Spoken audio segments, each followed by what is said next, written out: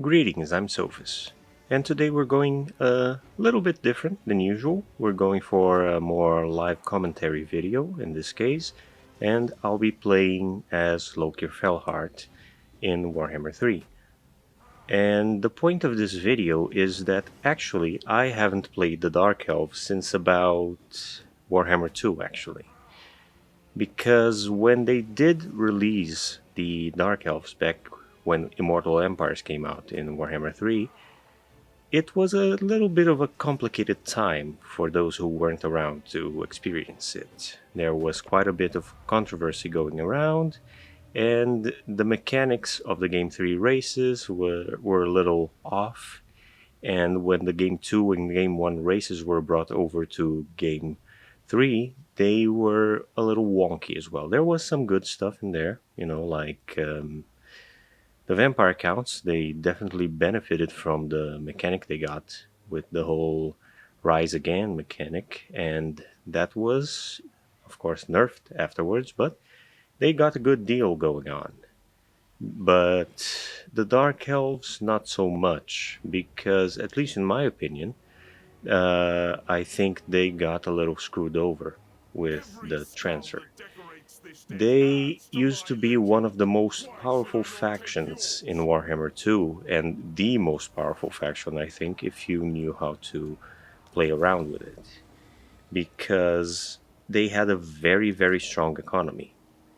And this strong economy allowed them to go to lengths that you otherwise wouldn't manage because it was very intensive. I think it wasn't for everyone, I can recognize that, but it was it was a good it was very skill based basically.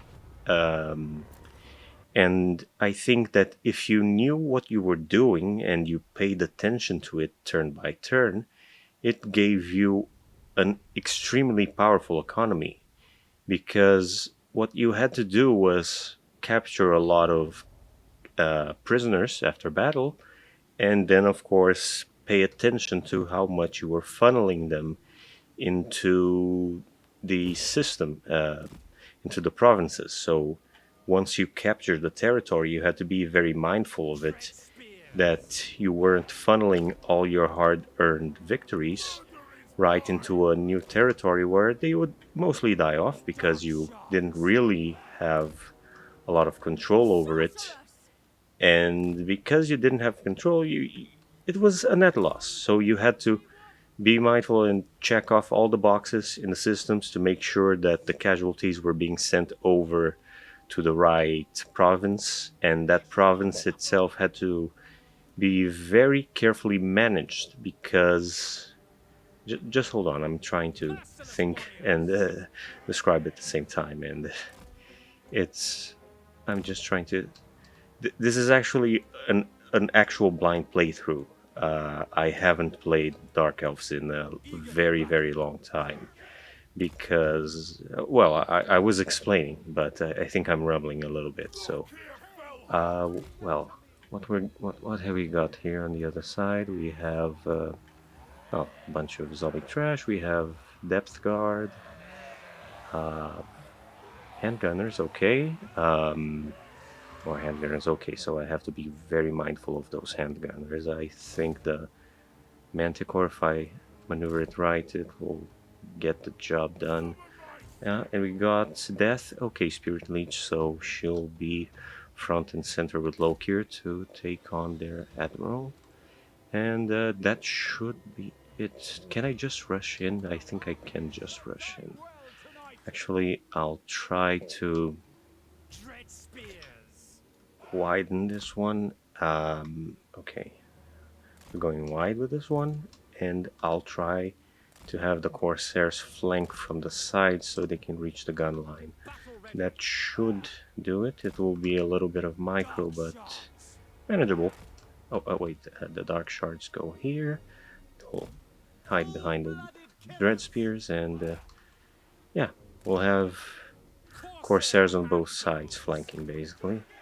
Two wings, yeah, that should make the battle simple enough. This part holds and both sides flank, get rid of their guns, and the sorceress and Lokhir take care of the lord. Uh, okay, so sorry, this will just take a little bit of focus on my end, so sorry if my commentary gets a little bit lopsided by that. Okay, just get the manticore over here, and yeah, both sides move. Okay. So what I was saying is the faction mechanic actually was very.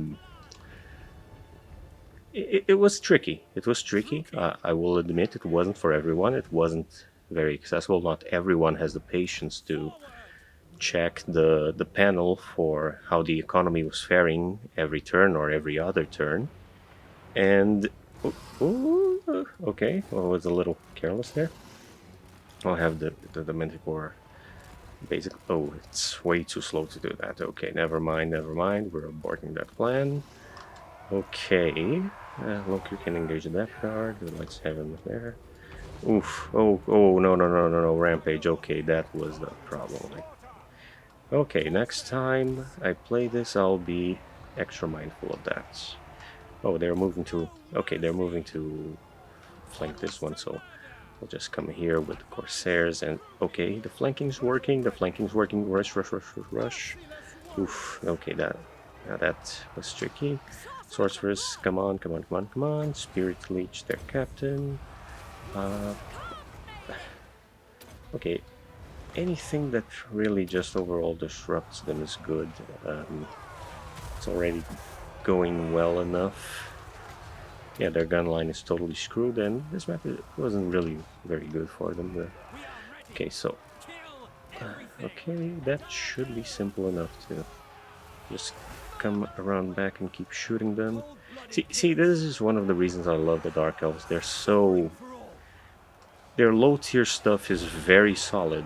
You know, the Dread Spears hold, the Dark Shards are armor piercing, and the Corsairs are really good hybrid infantry. So with a little bit of strategy, you know, this battle is really a snooze fest. I was just a little bit careless because of the Manticore, and actually I don't really use the Manticore in my campaigns, unless, you know, I'm given one through the start or Confederation, because the Rampage really makes them unreliable even after the changes. Okay, that was simple enough. But yeah, it was tricky to manage the economy, but it was fine, I think.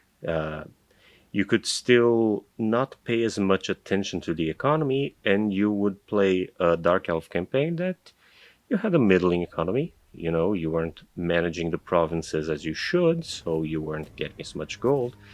But the beauty of the mechanic was that if you were paying a lot of attention and you were being very mindful of it, you were rewarded. You would have a powerhouse economy because it wasn't just, oh, you funnel it to a certain province and that's it.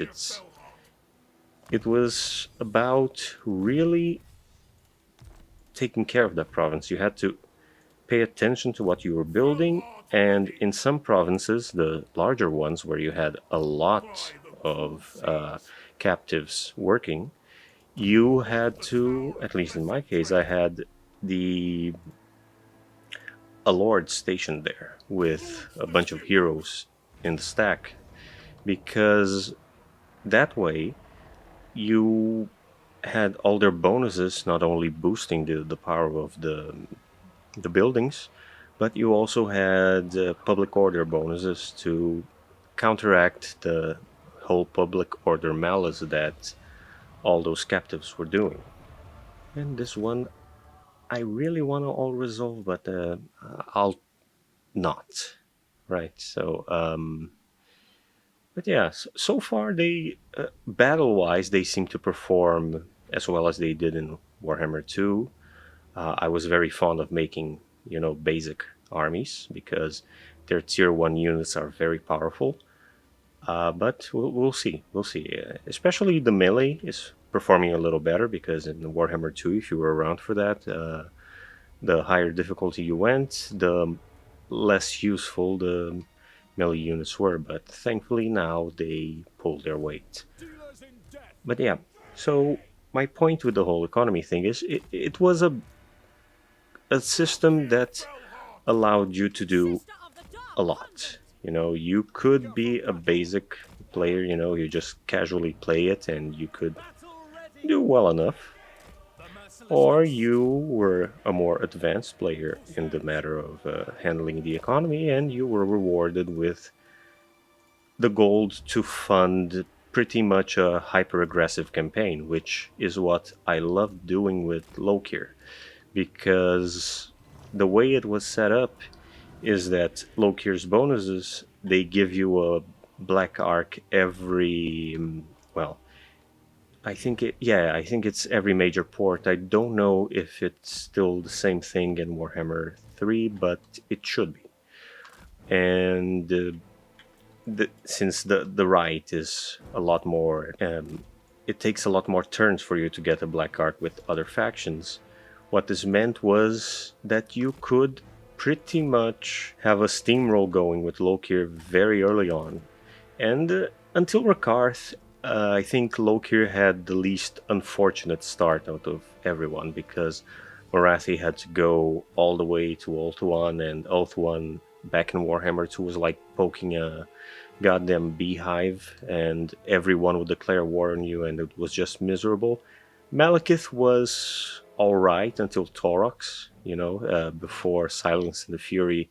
He pretty much had that corner for himself, but it wasn't all that optimal because a lot of the territory that he had to take was red territory, and you had to take on the Norskans, and it was a little bit annoying to manage, but it was manageable. After Lokhir, I think it was the best campaign. Then Rakarth came along, and it was pretty good, you know, starting in Albion and having a very different experience from the rest of the Dark Elves and the Beast mechanic, you know, it made for very good emergency forces, pretty much. So I'm just gonna have Lokhir stall behind a little bit because last time he went ahead of the troops and he is a lot more hurt because of that. So, but yeah, so the point was the Dark Elves were a good aggressive faction, and some of the lords were in a little better position, others not so much, but I still very much like them. They're a very good faction, and I really like the Black Arc mechanic because you pretty much forego global recruitment in favor of having troops on the go. You know, wherever you're. Oh, they found the Manticore. Oof. See, that's what I get for rambling as long at the same time I'm trying to strategize, but it's still good enough. It's Vampire Coast. I'm very familiar with the units and the roster, so I know how far I can take this, and I think this is a far enough place for the Dark Shards. So I don't really have much to do with the Sorceress in this battle, but I guess I can have her help Lokhir a bit. Just Spirit Leech, you know, it doesn't hurt. It's not like I have other spells to handle. I just have to make sure she's out of danger. Ooh, that center line is. Oh, they're going for the Dark Shards. Okay. You hold that on. But yeah. Where was I? Okay. I think they were in a good place in Warhammer 2. They were very, very strong, and my campaigns with the Dark Elves were the ones I got closer to making, you know, a full map clear. I never did a full map clear of any faction, but I got really close with my Lokhir campaigns. There was this one time that I had pretty much all of the west of the map, and all I had to do was then go and take the old world. But I got a little bored by them, but it was very good. I loved them. They were probably one of my most played factions in Warhammer 2. Very solid, and it was thanks to a lot of things they had, because the Black Arcs gave you the fast recruitment, the economy. If you managed it well, you could fund a lot of armies and stay ahead of the, what is it? Oh, the supply lines. And with that, you really felt like you were this massive empire conquering the world. When I just realized that I've been playing this whole thing on slow motion. See, my bad, but yeah, still same general result. So yeah, and the reason I did stop playing them in Warhammer 3 was the conversion, because they removed the complex economy they had.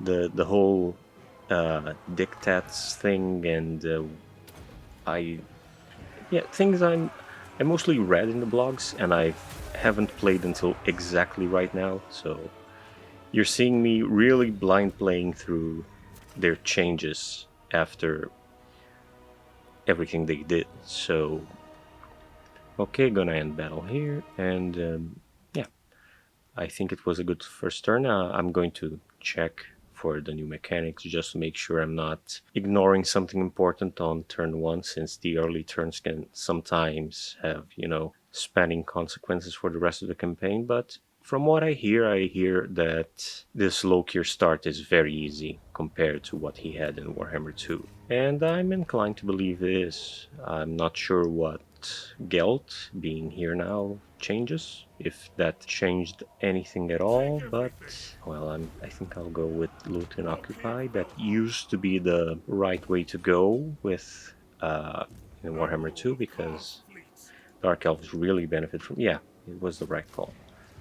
And well, I can just have Dread Spears.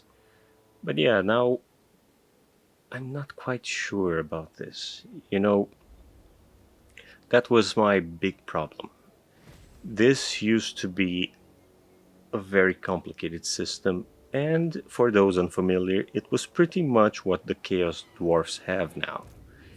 And that's another reason I haven't played them until now, because when they came out for Warhammer 3, I thought, okay, all right, I think they'll fix it. I'll just wait a couple patches for them to start, you know, they'll see that players are upset, they'll rethink their choices, they'll rebalance it, be more mindful of what they're doing, and the Dark Elves will be fine. So I was coping with that. Oh, and yeah, here you go. Actually, yeah, no, yeah, this is good. This is good. Another benefit, how many factions do you have that can have that much recruitment? Uh, but yeah, and I thought, okay, they're gonna make it better, but that time never really came, because when the Chaos Dwarfs came out, I was very upset, because they went ahead and gave the mechanic the Dark Elves had to the Chaos Dwarfs. Not 100%, but pretty close to it.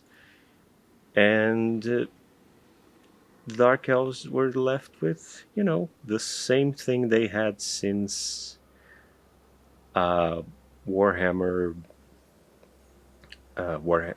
since Immortal Empire. Sorry, lost my train of thought there for a second. But yeah, I think I'm gonna go with this. I think, yeah. The benefit is that at least they gave the Dark Elves the same Chaos Dwarf thing of using this resource to speed up buildings. That's at least one plus for me, but I'm still rather upset that we lost what we had. And I'm hoping that Creative Assembly will consider, giving that back at some point, because I liked that mechanic, and I'm gonna see today that that's the big point of this live video. If what we got here with this thing is still all right, if it's, dull, or if I was completely wrong, and I've been depriving myself of my favorite faction, of one of my favorites, for all this time, when this mechanic is actually alright. But from everything that I've read, my impression is negative. I from all I've seen other people comment and from what I've read on the blogs, it feels like the Dark Elves are lesser than what they were back in Warhammer 2.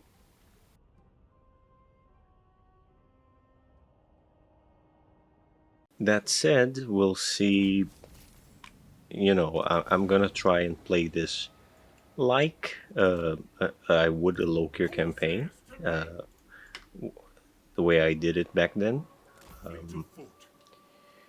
because yeah, if I can get a steamroll going, like I usually would with Lokhir, then even though I might not be happy with it, in theory, it should be alright. But in case I can't really get the ball rolling, because the plan is I'm gonna try and take the coast of Cathay, see if how many black arcs I get out of this. I'm not sure how many I could get. See how the situation with the Cathayans develops, and if I feel confident enough to just hold basically this, and then you know just sail out. That's what I'm gonna do because I don't think there's a lot of port cities. I think maybe this one over here, but then I have to deal with Gelt, and there's Zhao Ming's one here. But fighting all of Cathay for two ports, maybe three. I really don't know. Seems inferior to just taking the sea lanes and just noping out to a different part of the world, holding this territory here as best as I can, and then just wreaking havoc across the rest of the world. So if I can get that rolling, in a timely manner, I'll be at least relatively happy. I just will. I'm just very skeptical of the economy being able to keep up with the way things will be going, especially after seeing that creative assembly isn't really against you having a massive economy, because the dwarfs sure are eating good right now. The whole deeps update, and now the update to the deeps. It's all very strong stuff. So I'm really hoping that even if this is all right by the end of the day, that oh shoot, oh okay, that actually is a problem. I Oh, okay. So I think it's fair enough that I actually reload here because I had no idea that this could happen. Usually Black Arcs were pretty much left alone back in Warhammer 2, and yeah, I know the AI got a little bit of an upgrade lately, but I really didn't think they would actually, sally out and leave the capital open for Lokhir to come in just to go after the Black Ark. So, just 1 second. I'm gonna pull back. Sheesh, man. That really surprised me. But, my own fault. My own fault. That was my own arrogance speaking. Okay. Now, can I still recruit? I can't. You know what? I'm gonna. No, then again, no, it's gonna. Okay, sorry. I'm gonna roll back actually to turn one. See, this is the sort of stuff that I say that uh, it really is a blind playthrough, and I would have totally lost that black arc, and I could start from the very start again, but that would just be boring. We're early on enough that rolling back like this doesn't really feel like cheating. Just uh, I just did a very dumb thing, and I'll be more mindful. I'll keep the admiral a little further back because it really had no need. I was just thinking, oh, I'm gonna be smart and move him a little further down just so I don't forget it. But honestly, even here, I would still get the recruitment, and I'm very far away from them. So yeah, but yeah, I hope that the Creative Assembly gives the same attention and quality pass that they gave the dwarves to the dark elves. Even though I know they aren't a popular faction, but I feel that's a little bit of a catch-22 situation. Uh, I know I don't speak for all dark elf players. I know there's probably people who play dark elves in 2 who enjoy them, and even people who only learned of them in 3 that enjoy them. But I think there's at least some of them. Oh, some. Oh, they came over here. Okay, I guess that changed things. Well, I don't mind it. Uh, oh, Pyrrhic victory. Okay, let's try this. Yeah. Oh, bloated corpse. That's going to hurt. I think I'll throw the manticore at it. I can't overemphasize how little I care for that gosh dang manticore. So if it dies and gets rid of a very big problem for. What kind of map is this? Um, but yeah, where was I? Uh, yeah. I'm hoping Creative Assembly gives the attention to the Dark Elves they gave the dwarves, because yeah, that's kind of a weird catch-22 of yeah, less people are playing the Dark Elves, and I know some people are still playing. I'm sure they're still popular and people like them, but I'm sure there are people like me who stopped playing them because of the changes and are hoping that Creative Assembly will roll back the decision, because the old system was good. The old system was pretty good, and we'll see. We'll see. So far, at least battle wise, they're doing fine. I'm feeling as confident playing the army part as I did back in Warhammer 2, but yeah, we'll see. We'll see. And if it isn't good, maybe it'll get fixed. And I'll be honest, I actually liked the slightly more difficult approach that you had in 2. Lokhir's campaign, yes, it was a steamroll, like I said, but at the same time, you had the you only made it a steamroll because you handled a very difficult first battle. Because if you were if you took enough of a risk to take Scroll's capital really early on and dealt with the Skaven there, then you had a lot more breathing room than most people would. And while the lizardmen were still struggling with their initial enemies, you would already have more or less 2 provinces. By the time Gorrock came down, yeah, he was a threat, but you were in a better position to respond to him, and it was a corner of the map. And especially after they tweaked, I think by the end of Warhammer 2, they tweaked it so the chaos invasion at the end was. It used to come from the south, then it stopped coming from the south. I'm pretty sure it was like this. I'm not going to swear it was that way, but I think it was that way. And that,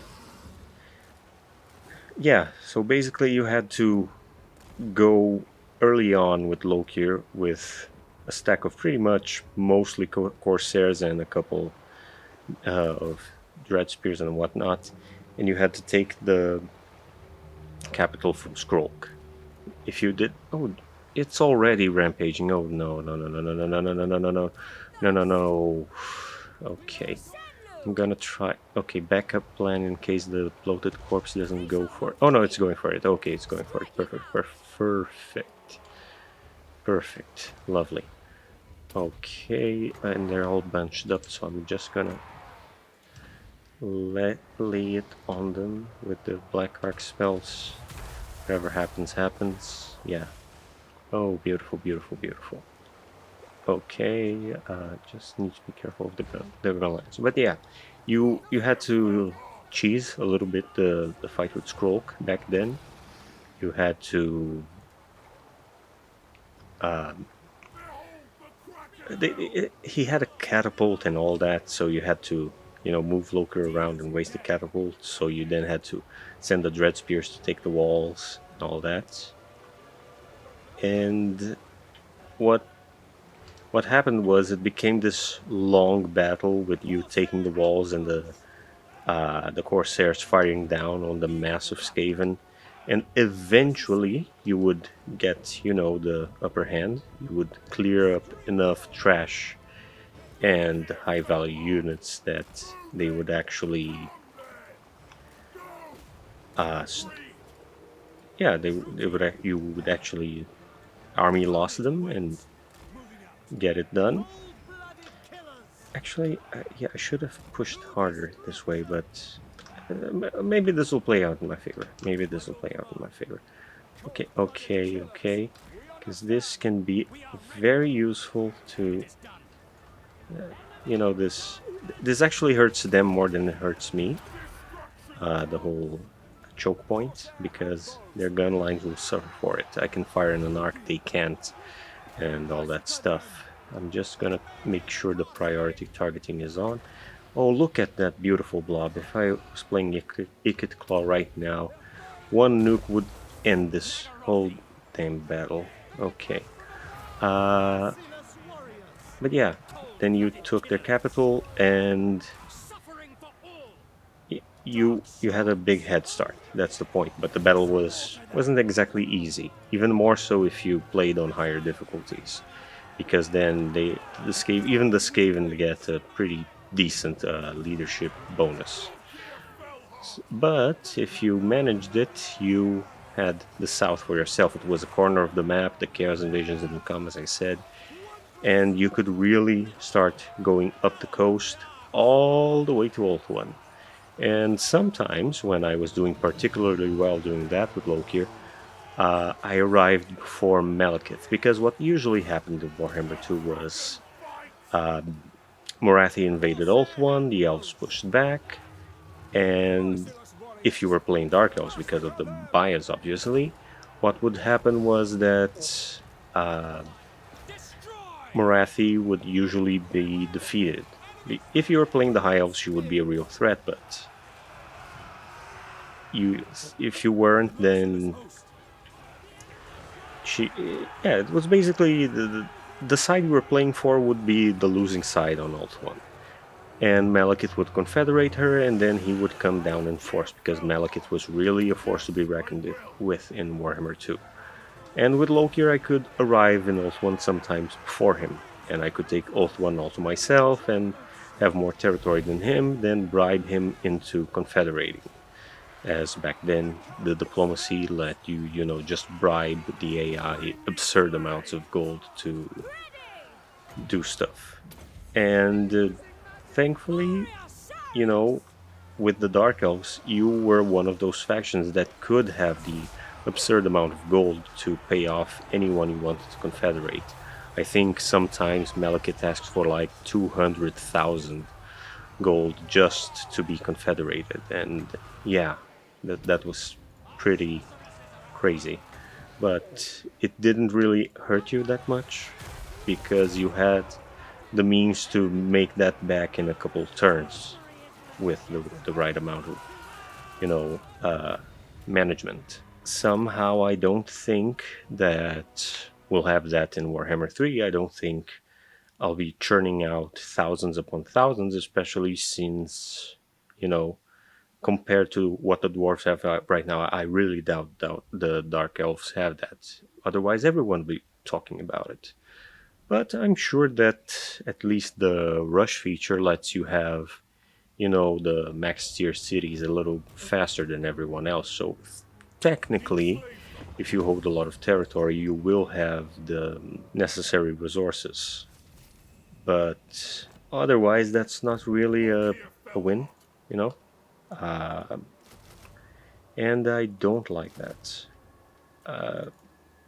if what we're getting is just a watered down version of what the Chaos Dwarfs have, that's a little upsetting.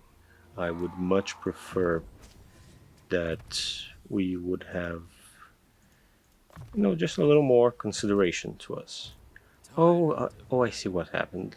The last time I went down with him and they were scared and they came down instead of, yeah, that was on me. But yeah, so here's to hoping Dark Elves can enjoy the stuff. And how much? Oh, there's no passive loss yet. Let me just give a look. Because I'm used to the decay. Is see, here it is. Here it is. Okay. Now that costs per turn. Let's just make sure. Okay, this the defensive. Do they cost any? No, they don't. Do the recruitment ones? No, of course they don't. So it's just infrastructure that consumes them. And that's a lot of growth. Okay, so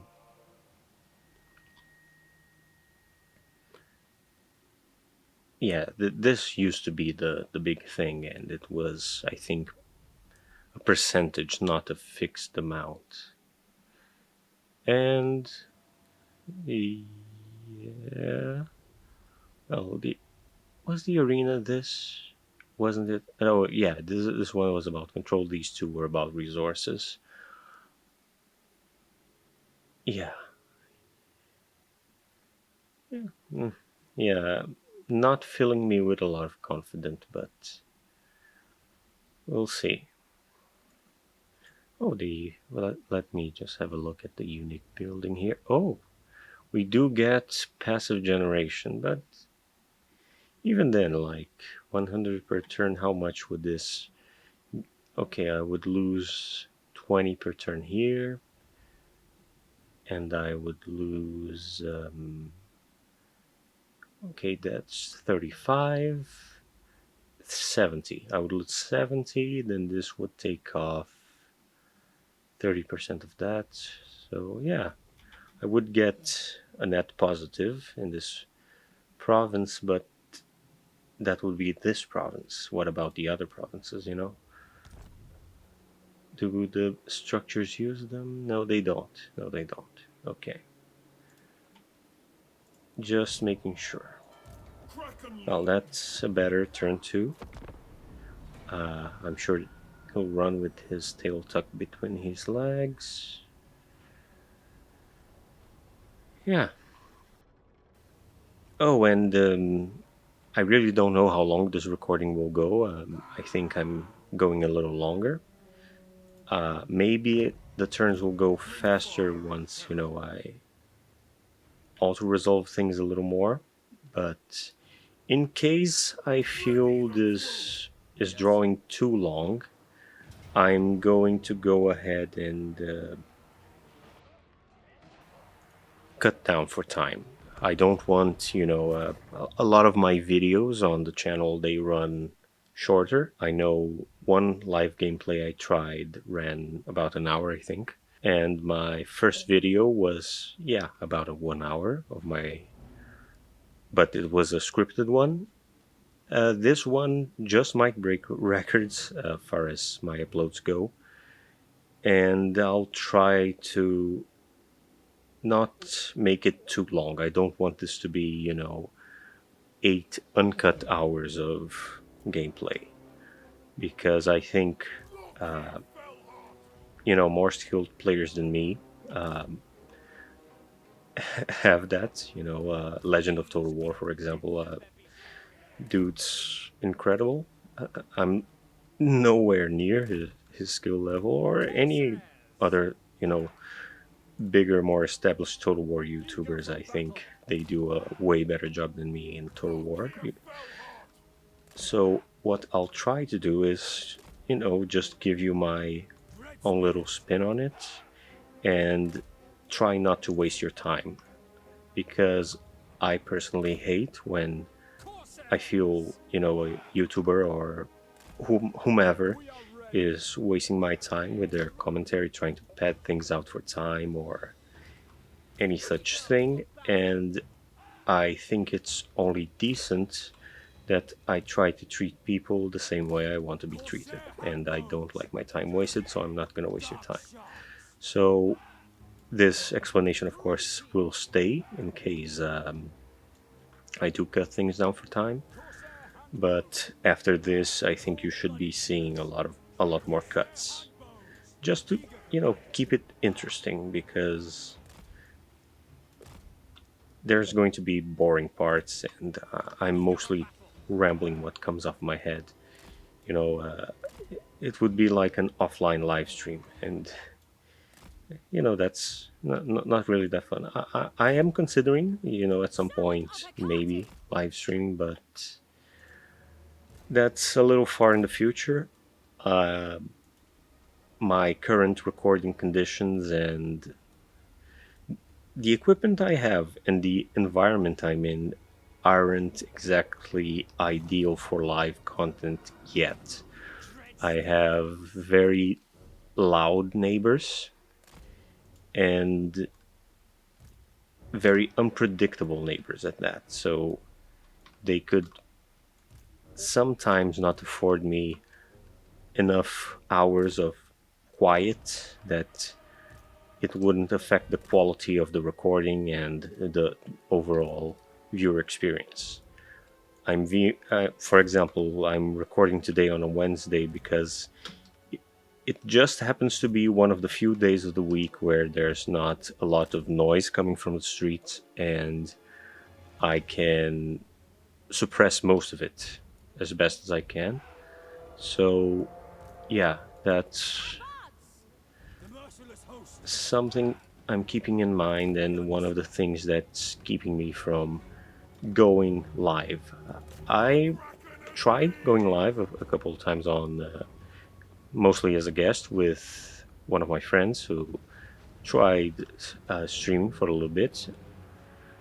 As of time of this recording, he hasn't really gone through with it much further, but if he comes back to it, maybe you would see me live on his channel before I actually have 100% live streaming conditions for myself. Because as a guest, something happens, I can just dip out and just say, "Yeah, man, you take over." But if I'm the main attraction, so to speak, I would feel a certain sense of responsibility of delivering the best possible experience for you, because I wouldn't want anything less from someone I'm giving my time and attention to. So yeah, uh, maybe in the future, not to put the ball in your court per se, but if the channel starts really kicking off, I will look into. There's a whole list of improvements. I think first priority is definitely the audio setup. I realize my recording isn't stellar in some of my videos. I'm either too quiet, or there's a noise, or something else disrupting. I'm very aware of that. So yeah, that's going to be priority one for me. But after that, I'll look into live content stuff and trying to see if I can manage hours, and even if it's short streams, try to have a little more audience participation that way. Because right now, it's mostly been reading your comments and replying when appropriate. But, to have more of a back and forth, I could go for live if I can solve all those issues. So, yeah, uh, I just fought this battle manually because si- since I don't know what exactly is going to happen in the next few turns, I'm very unfamiliar with his Warhammer 3 campaign. I'm trying to keep the army as intact as possible, except the Manticore, but I really, like I said, I really don't care about it. because that way something comes up, I still have the means to properly respond to it. Okay, that should make the dark shards and the corsairs fairly reliable until I can get here. Did they change it? Let's see. Okay, more casualties. That's good. Oh, upkeep reduction. Yes, that's. I think that was a thing still back then. Less cost for the ritual. Yeah, I think that was already a thing. Black art growth. Ah, here. See, this is the one that made them really viable. And yeah, more bonus to them. Yeah, especially with the improvements to melee infantry. I think the I think Lokhir can still dish out quite a bit of value with low tier units well into the late game. There's a point where I think it gets a little ridiculous, but not that ridiculous. I'm just gonna be a little more mindful of this guy's range, just in case. I still want to recruit Corsairs if I can, and no, I'm just gonna let it grow right now. How's his upkeep? Does his do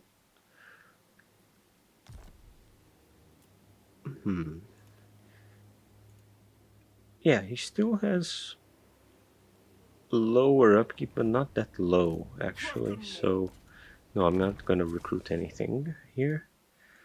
Okay, yeah, life leech at maximum. I'm gonna go with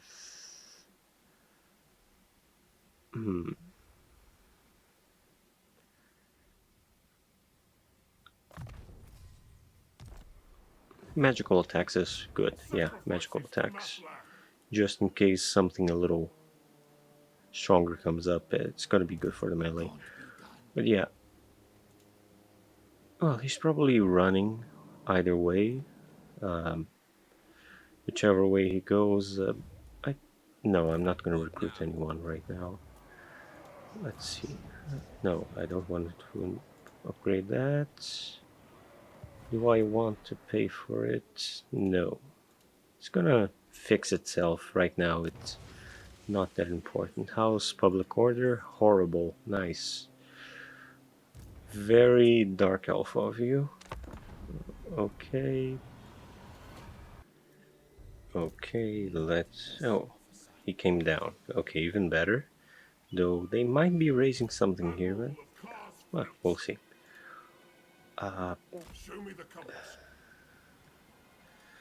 Okay, I don't see. This is one of the things I'm gonna have to go through a lot of territory.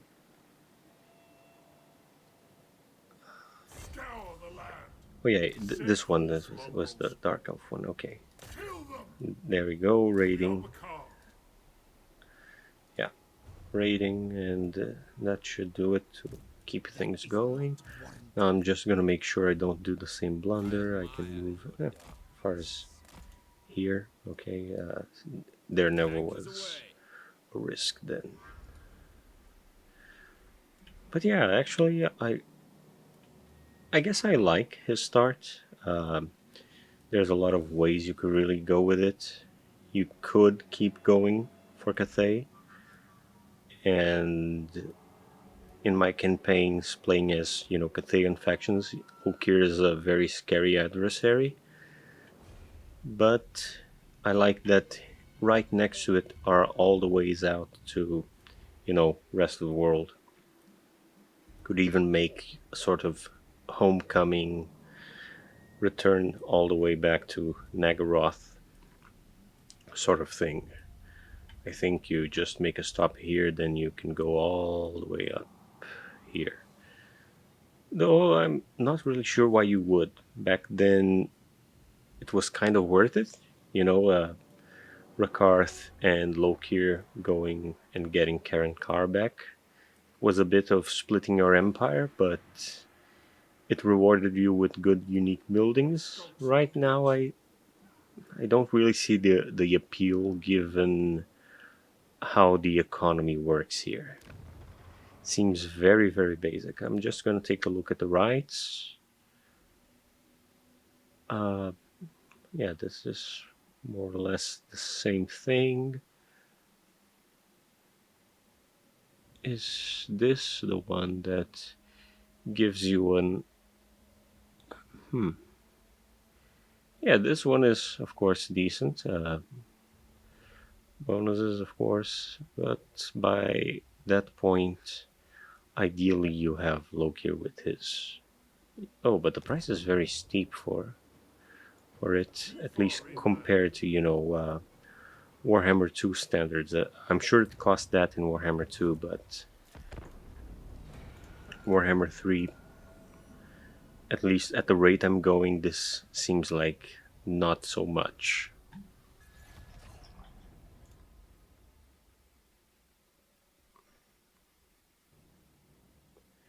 Okay, so looking at the way the control is going with the main province, I think I'm gonna go for this first, because even though I took, I mean, it's better. I guess I really pushed the limit a little bit by trying to go ahead and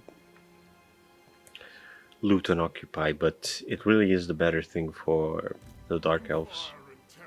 At least it used to be very much more profitable to do that. Can I besiege if I... No, I can't, so... Oh, come on, it's such a short little trip. Come on. Yeah, that's stupid. If I had force marched, very nice, yeah. If I had force marched, I would have been right here and would have attacked. And now this city is... Oh, of course, it's a siege.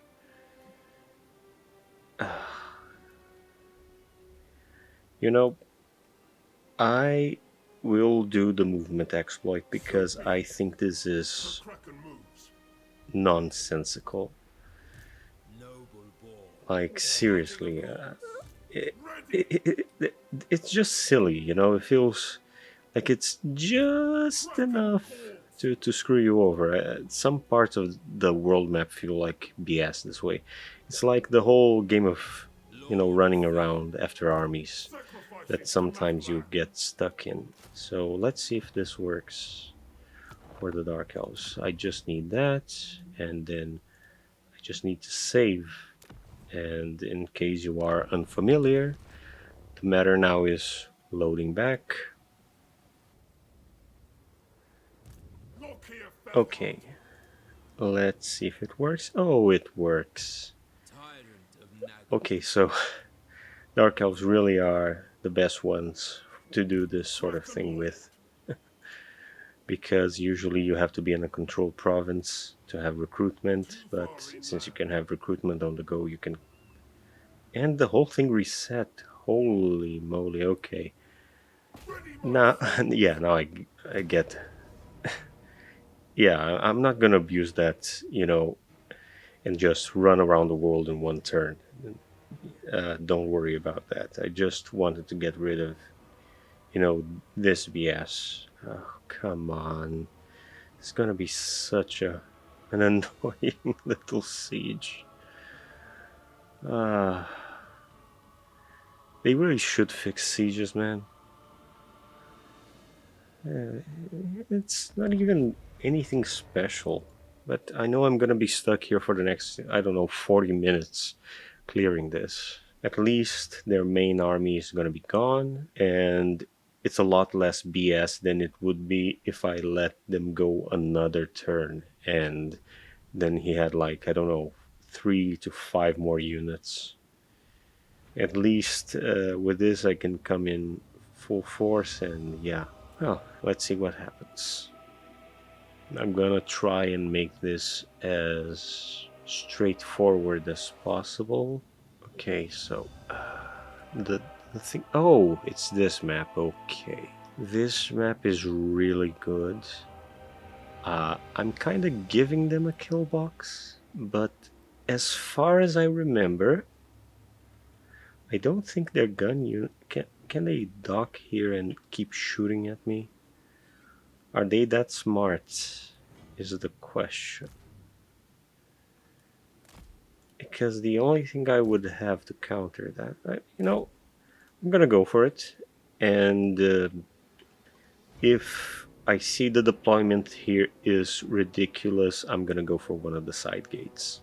But in this sort of settlement, going down the middle, usually, unless, your mileage may vary, but usually that's the right call because there's no towers. And all the settlement towers do absolutely nothing because you're down here in this ditch and you're just dealing with the enemy units. So I know Cathay is supposed to be like this brilliant defensive faction, but for their units, I think this map really sucks. Uh, but uh, at least good for the attacker.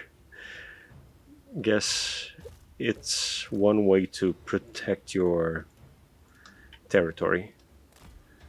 I'm gonna have the dark shards back here because they're gonna really do the heavy duty stuff, and Corsairs out back.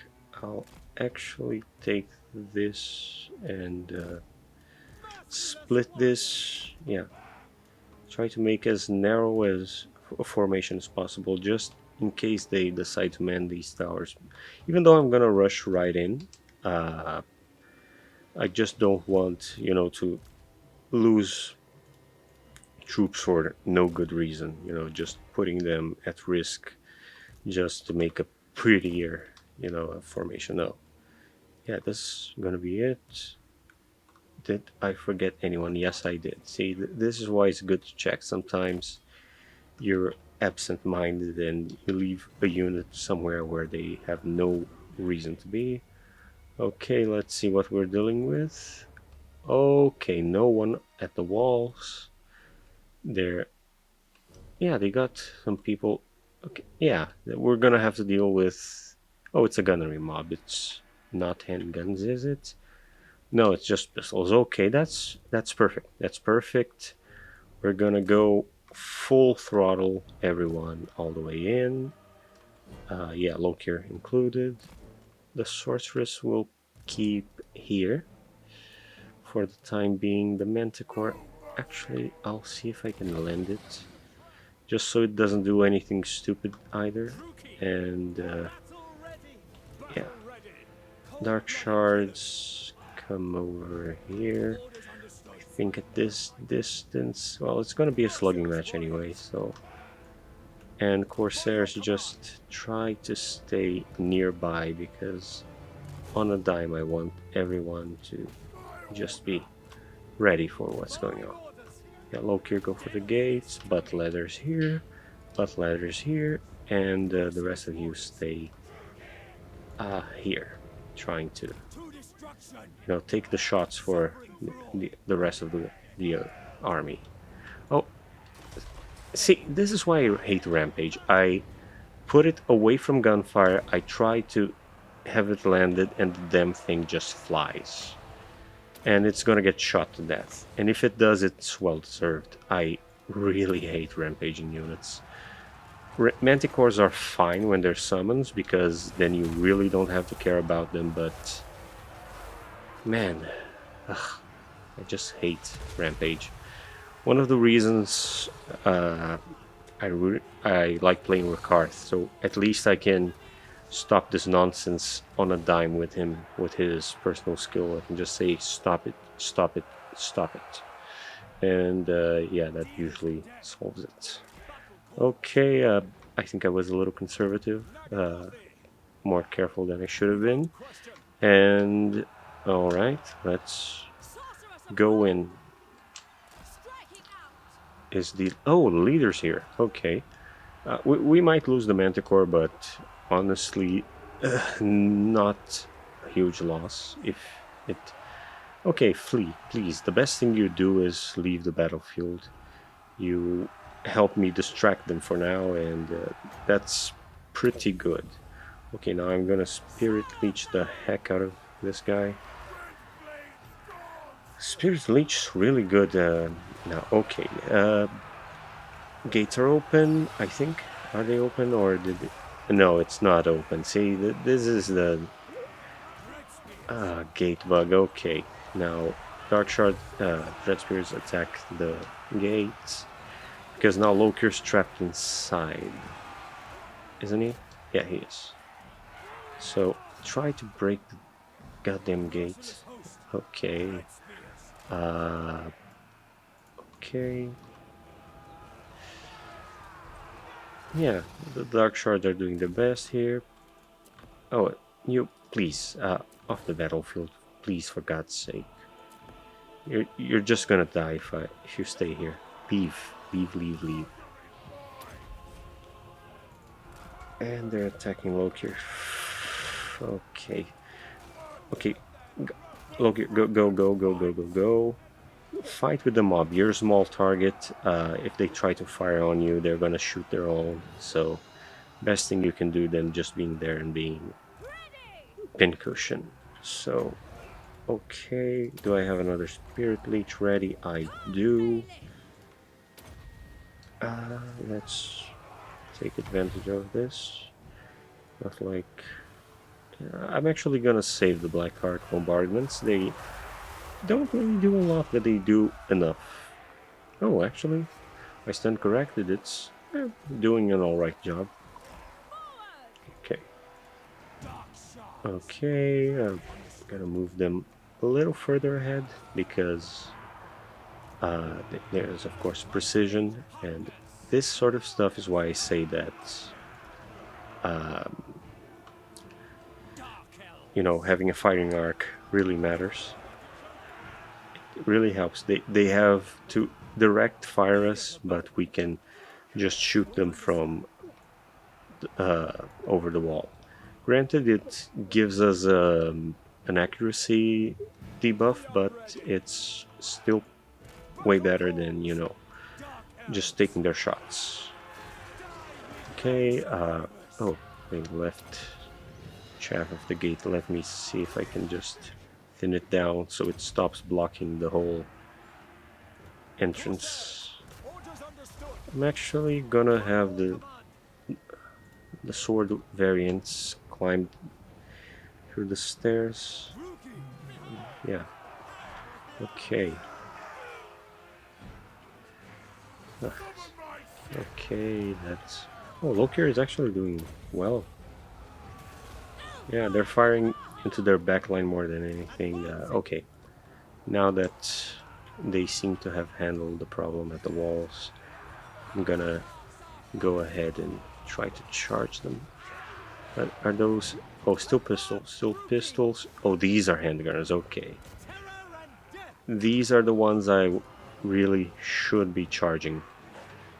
Because if left alone, they can be a real pain. It's not going to be the pistoliers that do something. And, you know, if I lose a unit of Dread Spears, so what? You know? They don't have any more single... And actually, no, they do have the Bloated Corpus, so I'm going to save my Winds of Magic. Just in case. Oh, that's what the Manticore would have... No, but then I would have lost it, but... Yeah. Worst case, I'm gonna try to face tank it with maybe Lokhir, or maybe try to army loss them before the Bloated Corpses show up.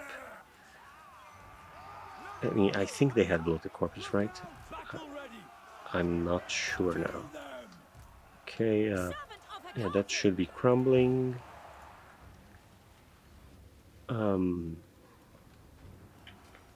Yeah, but as you can see, like I said, this map is really good. What we're dealing with is mostly just their units. We're not dealing with any towers and other siege nonsense. Though I will say I'm very happy with the changes they made to the siege map. The whole... once you break the tower, it's broken for good. It was very annoying before that change. I'll admit I had to play it with mods before that they made that change, because it was just a constant game of whack-a-mole. And although manual battles are supposed to be something that, it rewards you for being more mindful of playing, and then you conserve your forces more than the computer would otherwise, um, it instead was very punishing, because the towers kept firing at you and punishing you for doing what's essentially engaging with the game more than auto-resolving. And yeah, it was a horrible, horrible time to play sieges. I'm not saying sieges are at 100%, but they're better. And I think the layered maps was a fun direction. Doesn't always work, but I like it quite a bit. Okay, now we're gonna try and move in our forces as best we can. It's gonna be a bit messy, but once it's over with, we would all be inside and we can just push all of our way. See, it was saying Pyrrhic victory. Where? What's the Pyrrhic victory, We're almost filling up this bar, and all their ranged units can't fire to their max potential. We're just dominating them in this corridor. Yeah, I mean, some units are taking a little bit of damage, but not the end of the world. And yeah, their melee just can't compete with ours. We have... the camera is a little annoying here, sorry. I'm just trying to make it work, but it keeps panning up to the bridges. Yeah. Okay, that... Am I leaving anything behind? No. Okay, that should be it. Now, Lokhir's doing fine. Everyone... Yeah. Maybe just drop something back here, because huge blob and it's kinda... Which one was this? It was the lightning bolt. Now, let's try the... I think this one is the meteors one. Why? Yeah, the meteors, they seem to do a lot more job than... Okay. Yeah, that should be it. Okay, that's crumbling their backline, and now most of our units are through the walls. So let's try to reform that front line. Push. Time to push ahead and reform. Lokhir, go for these guys here. Okay. Before it gets any worse, sorcerers come in. And yeah, these three are fine in the back. Let's try to... But without making that much of a... Yeah, no, it's gonna be a mess anyway, so... Okay, let's try this unit here and these four here. Try to form a more cohesive formation. That's the only downside of this corridor. Yeah, okay. Now, the other problem is once we hit the end of the corridor, it opens up, and that's where they would have a kill box on us, but we're gonna try and bait them into coming down here to meet us rather than us going up to meet them. That should make this battle simple and quick. I'm gonna, since it's such a pain, I'm gonna leave them as backup pretty much here. I'll have Lokhir go up here, because he might have to be the one to sort of trick them into coming down, because like you see, retreating, but if I can't get the dark shards to, shoot over at them and bring them in, I'm gonna use Lokhir as bait. Yeah, it doesn't seem like they want to come down. Okay. So reform again, this time at the end here of the, and then back line of, actually I can even mix them just to fill in the ranks. Dark shards right behind should do the job. Then the Corsairs here, and of course the rest of them behind. Yeah, should do the job. Okay, Lokhir come up here. And Sorceress come up here.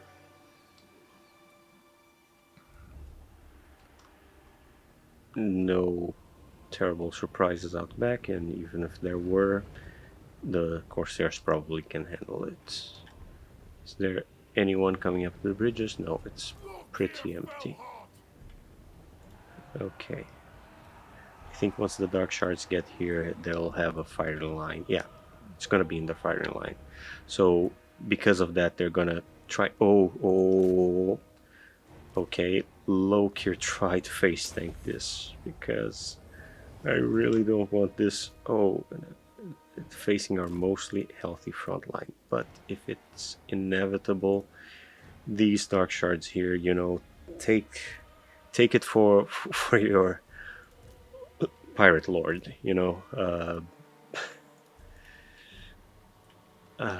That could have gotten way uglier. Yeah. Okay. Let's actually, yeah, actually stay back. And it went off on Lokhir. Boom. Okay, perfect. Way better. I think there's still another one of them, but it isn't around here right now. And Lokhir's mostly fine. So, yeah. I think he's gonna recover fine once we attack the capital. Sack it, I mean. Yeah, this is going good. Is there anyone else here? A unit of gunnery? Bombers set up here. I think they'll crumble if after this I move. Yeah, I think they're... unless they have hidden units left somewhere. But yeah, I think that this is it. Just get rid of these, and the rest should start crumbling. Yeah. Okay. Come on, fire. Yeah, already army losses. We won. Yep. I was expecting... I was expecting something way worse. So, yeah. Not a lot of casualties for something that they said was a Pyrrhic victory. But Dark Elf basic units are really good. Unless they're going against, something absurd like a Thunder Barge or whatever new thing is out there. Because, yeah, maybe the big Chaos monsters could do a number on them. Although I think the Dark Shards, a good army of Dark Shards would really screw them over. And maybe the Corsairs with all the bonuses from Lokhir and, high ranks and all that, high chevrons, maybe they could run circles around the big monsters. But even then, yeah, I'm comparing like a tier 1 unit to a tier 5 unit, which is absurd. But for the early game and even the mid game, I think a basic Dark Elf army really pulls its weight. Yeah, I'm gonna replenish for sure. Like, for a Dark Elf, a rebellion is less of a problem and more of a benefit. But yeah, I'm gonna restore this since it's a capital settlement, just in case. What else can we boost here? Yeah, this one benefits the Corsairs, so you know the range Corsairs double dip here, so I'm gonna benefit both, and then just go for whatever boosts them further. Do they double dip here? Uh, no, they don't. Here they do. They don't here. They don't here. So yeah, they don't double dip here, but the ranged Corsair really benefits. Although, in my opinion, back when I had a full Lokhir army in Warhammer 2, I used to dismiss the Dread Spears, and I would fill, of course, with these ones, and also just a second, I would keep a unit of maybe 2 or 4 of them because they're a little better at holding a line than these guys, although not by a lot. Still, they're useful, and always a couple Dread Spears just for the shield. But yeah, this time I'm gonna grab this, and we should be better off. Even like upkeep wise, they're cheaper, so better off having these units that will benefit a lot from everything we're picking with Lokhir than having units that are less boosted. Okay, let's keep going with that. And anything else to do this turn? No, because I'm waiting on the... Oh, actually the Black Arc is growing fairly fast. Yeah, we're gonna wait for this before going further. Do I recruit a hero? Let's see. Bonus leadership, melee attack. Nah, I don't think Loki really needs that right now. He's pretty much filling the role himself. And the sorceress is very good at sniping single entities, so yeah, I think this army's good. Doesn't need a hero right now. Maybe the second army once I get that going, but right now it's solid. So yeah, skip that. Damage building here. Is there going to be any benefit? No, there's not. So yeah, just gonna end turn. Okay, so what's left to do? That should be it. Then what's this? Oh, oh, I see. I thought he had a quest battle, but actually,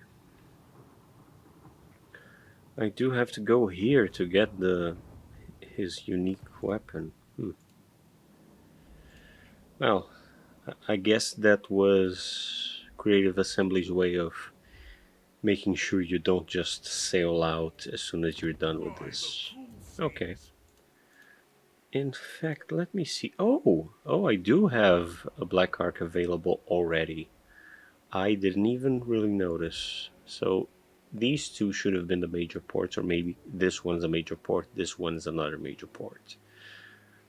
I should have checked that earlier because the earlier on that you get the Black Arcs going, the better because of their growth. Even if you don't do anything else with them. So the sooner you have them out there, the better. Let's see if I can get the other one. No, I can't. It's gonna be here. Yeah, it's gonna be here. Okay. Yeah, that's a lot more worth than investing any of this. Because these are going to be your long-term juggernauts. Okay, so yeah, right now I think sailing is the best option for Lokhir. Have the Admiral right here. Following along, there's nothing yeah, it's gonna be next turn. So yeah, just tag along to make sure Lokhir has the support, and that these other two will just will just hang out. Damage building, I don't care. Oh, imminent rebellion. That's slightly bad, so I approve of these dark deeds. okay, I'm gonna occupy with this and have, yeah. So even if I don't end up defending with him, I'm gonna at least have a defensive force.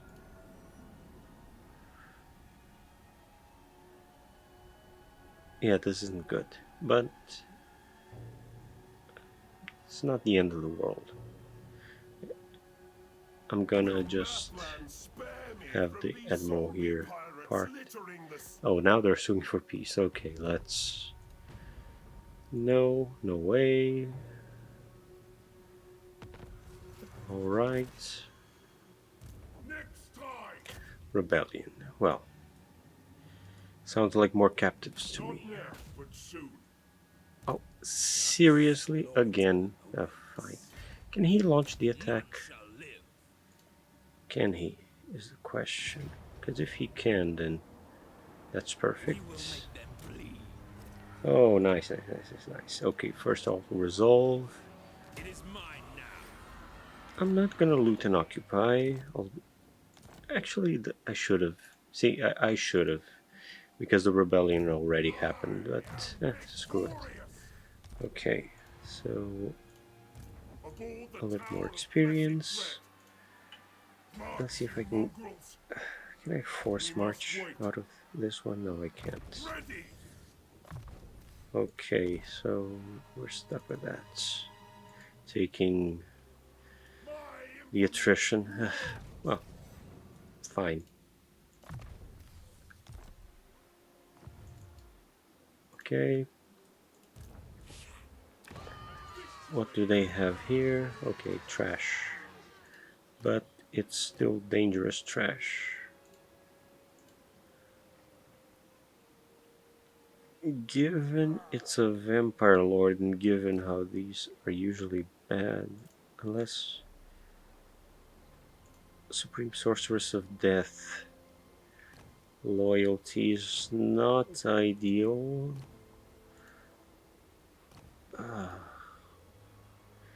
I almost completely forgot the loyalty system. Been that long. Master of cruelty.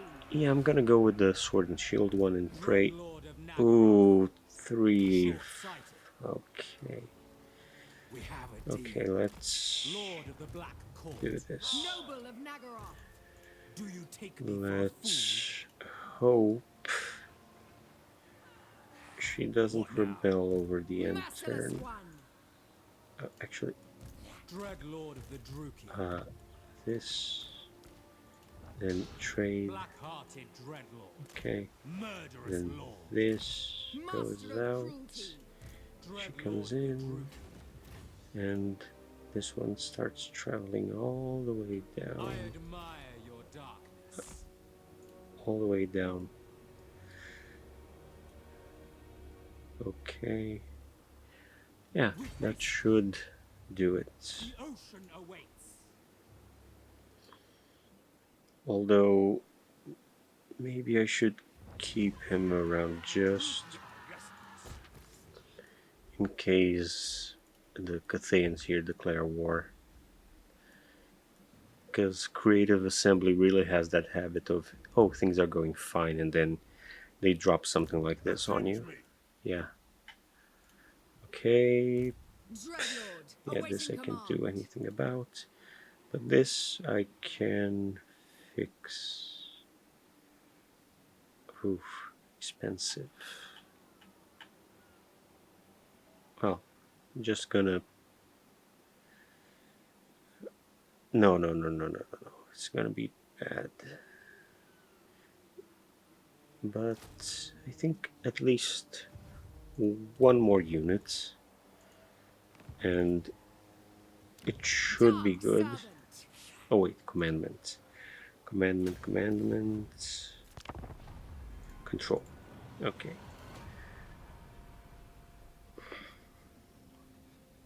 If they attack us over the end turn, even better.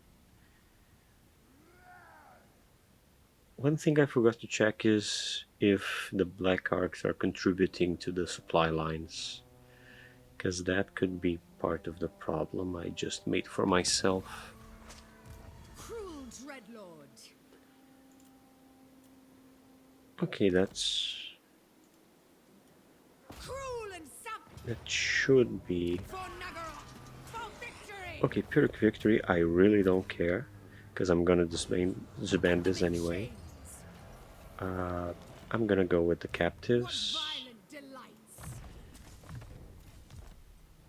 and pray she doesn't rebel. Okay, she did. Okay, crisis averted, and the situation should stabilize over the turn. Now, which way do I go? I think this one is the faction that is going against the spirit of the jungle, maybe? Wait, where's the dead fleet still at?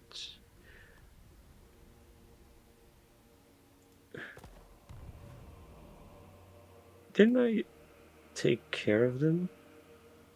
Huh, weird.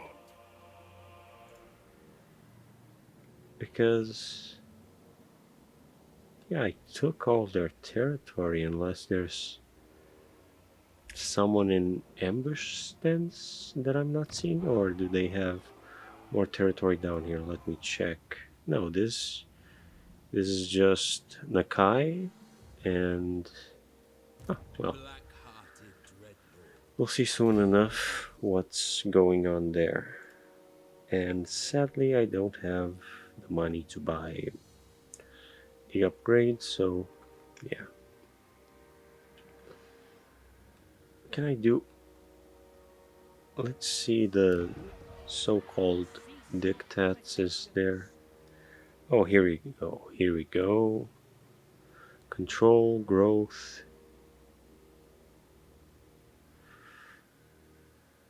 Would that be enough? Would that be enough is the question. It would be enough. Let's see if we can, you know, finesse this out of someone. Clan Nation wants something from us. Okay, a non-aggression pact. That's a little... Well, it's the best thing we can get with them for now, so... Yeah. Non-aggression and a little gold from it. Yeah, I don't want to sacrifice all that for a little extra gold. Leader of men. If we attack this right here and now, it's... Oh, it would be another siege battle, and... I mean, I could take that on, but I really don't want to, especially given it's just... Well, it's a bunch of low-tier stuff, but... I want to take the coast. I want to try and see if I can just roll on down over here. Maybe deal with Nakai. You know, Nakai has more potential than some random Cathayan faction, even though they might attack us. I think... Are they at war with anyone? They are at war with the same faction as me. So, yeah, actually, yeah. Let them weaken these guys up. Meanwhile, I'm gonna be going down and softening these guys so I can take on that. Yeah, yeah. I think there's a way to go about that. Yeah, I prefer that to the alternative. It would be just annoying, you know. Not saying difficult, but annoying. Tyrant of Nagara. Unless, of course, it was the same map as before, but Rowing ashore, we'll never know. Dreadlord of Nagaroth. I'm gonna station this one here for... Oh, doesn't give any Cruel and bonus, but deadly. still. A vile plan. Gonna have this Admiral stay around Hot here, of actually. course. Because it's not that I lack the courage, you know, and just in case. Uh, cheap. Yeah, cheap enough. I'm gonna wait for next turn to try and upgrade the main Black Arc.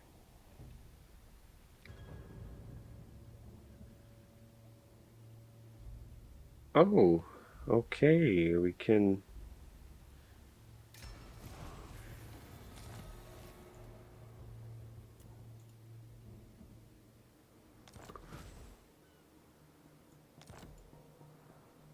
Well, Vicious Dreadlord. we'll see what happens. I mean, it's a dismissed lord, and I think that bugged out a bit, but yeah. Naturally. Hmm. What now? Yeah, this is a much easier fight than Plotting a that one. course. I'm just gonna sweep right through. Doesn't seem like Nakai is particularly active this way unless he's right over here and he's just gonna take Such this. We'll slaughter see. awaits. But yeah, this is doing fine. Oh, actually I was gonna Dreadlord of upgrade the Nagaroth. Admiral.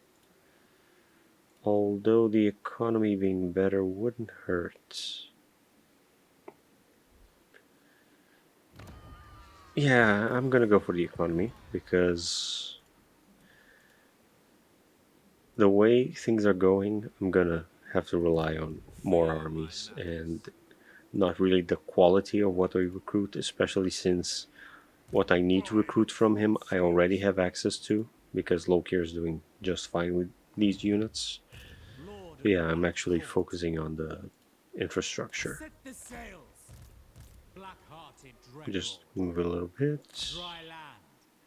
Gonna actually have him garrison. Yes.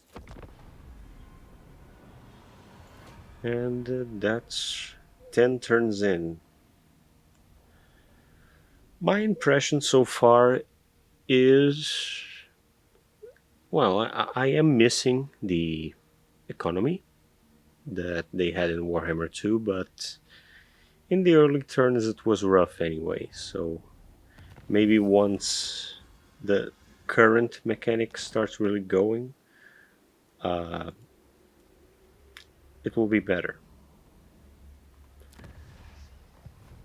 Because as it stands, I'm really...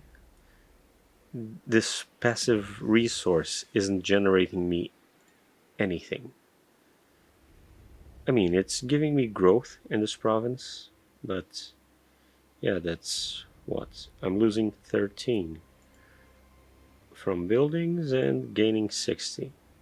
You know, if that whole thing that it used to have was such an elaborate thing, and now it's just plus this minus this. Try to keep it balanced and save a pool for when you have to spend it on rights.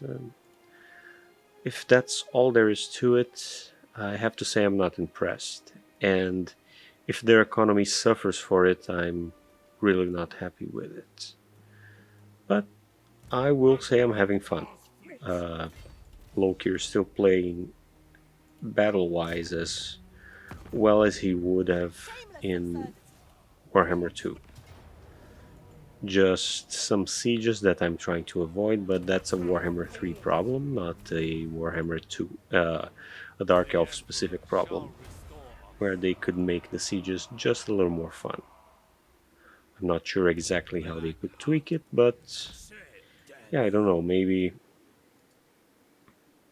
yeah, something to I am more map prepared for variety, battle. maybe more options of, you know, things we could deploy, less of the leather stuff. I Dreadlord don't know. Madruki.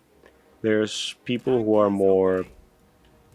Tyrant learned Nagaroth. on this matter, and Overboard. on the game that can probably give a better opinion than me on this, but my 2 cents is, yeah, I think sieges could use something more to them. Let's see. Fuchao is. Do I want to spend it to have it? No. If anything, I think the best thing I could do is when this goes, I upgrade this and rush it.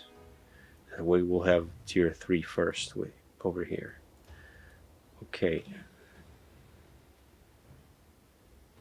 I guess the rule of thumb with the black arcs is as long as it's a capital on the water, in which case, given I have two extra black arcs, that would make sense. In which case, is this province one that has a capital on the water? No, this is a minor province actually.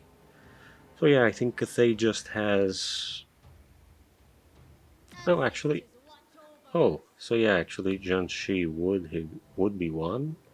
Then another one here. Then so 5 in total in Cathay as it stands. And well, Lustria is still pretty much ports everywhere. So I can get actually 5 black arts out of Cathay. Not too bad. But maybe the other routes are more profitable because usually when the game is leading you in a certain direction, there are better opportunities going opposite of it. We'll see. Anyway, I'll save the gold for now. And end turn. Well, I guess we found where the rest of their forces were. Now I'm confused. I guess, did they just have a rogue army all the way up there? Like, seriously? Oh, goodness. Now that turns my plans upside down. That's gonna be tricky. You know, people who are a little more familiar with Lokhir campaigns in Warhammer 3 than me, you tell me if this was an oddball circumstance, or if this happens and you had to be wise to it. Because I definitely dropped the ball on this. I should have been more attentive, and I wasn't. Now I'm gonna pretty much pay for it with my carelessness. Because what can they do from here? They can go this way. I mean, they can pretty much put me in a very precarious position. That said, it's not too late to double back, but then I'll lose all the campaign momentum. Dreadlord of the Druki. Double time. Sail, damn you. What I think I'll do is, yeah, I think I'm gonna move over here and assume they'll go for the higher priority target here. In which case, Tyrant of Nagaroth. oof, that's pretty bad. But if I lose this right now, it wouldn't be the worst loss because it's minimum investment. Still, Black-hearted Dreadlord. losing the capital like that, that's not good. I'm gonna just do this and hire a lord. Oh, she's sadly unavailable, so I'll try to go for the 4 to 9 one unless there's other ones with better loyalty. No. Yeah, this one higher loyalty 5. Okay, I can work with that and see what local recruitment can get me. because whatever I have, I'm gonna load into the Black Ark and try to have as big a stack I can. So in case they really go for the capital, I'll have more than what? Yeah, this is a very small garrison. Oof, that that was hubris, or maybe I don't know. Maybe what happened was I was going down this way and they hired something here and went up and around and came right down here. I have no idea. We'll see. Yeah, Bring fire continue and supply and I am going. yeah, I'm gonna keep going with Lokhir as if nothing happened. Goliath. Though maybe I'll move the Admiral Want skunks in the woods. up here The just ocean in awaits. case. That should tell the AI that I'm reinforcing no matter what, but yeah, Lord of Fear. we'll see. that was really out of left field. I had no idea that was gonna happen. Anything? No, no, no. I'm gonna have to work with this gold, and if need be, I'm gonna have to burn some of the captives for a little extra money. We'll see. Come on, let me Dreadlord see. Vidruki. Are they coming? Oh, oh, Can be done. they came over this way. Oh, that's bad. Okay, so losing 2 minor settlements, not the end of the world. The problem here is the little game of cat and mouse that they started with this. Because what they Lokhir have fell right hot. now is okay, Ready to game fight. plan. I take this and deny Nakai his little prize. Oh, close victory, but do I lose anyone? No, I don't. But what? I'm gonna go for that. That's good enough for me. Leave nothing but a shell. I'm actually gonna sack them A and mutiny. yeah, you know, that way I'll use this. Since this province is minor, Lord I'm always gonna wins. basically By the bribe Nakai into crucibles. being okay with me, and I'll Corsairs to double back me. with Lokhir in the meantime. Yeah, that seems like a better plan than whatever I had going on. Because now, you know, higher level, more experience, more everything, and I can put an end to that little game up north. Now, Purple Sun, of course, Sacrifices and to yeah, Mathlan. that should Black-hearted be Dreadlord. it. In the meantime, well, since I sacked it, you know, yeah, I'm gonna go with the, well, dark shards are actually cheaper in this case, so definitely them. They'll do a lot of damage to the Dreadlord of Vampire Nagaroth. Coast.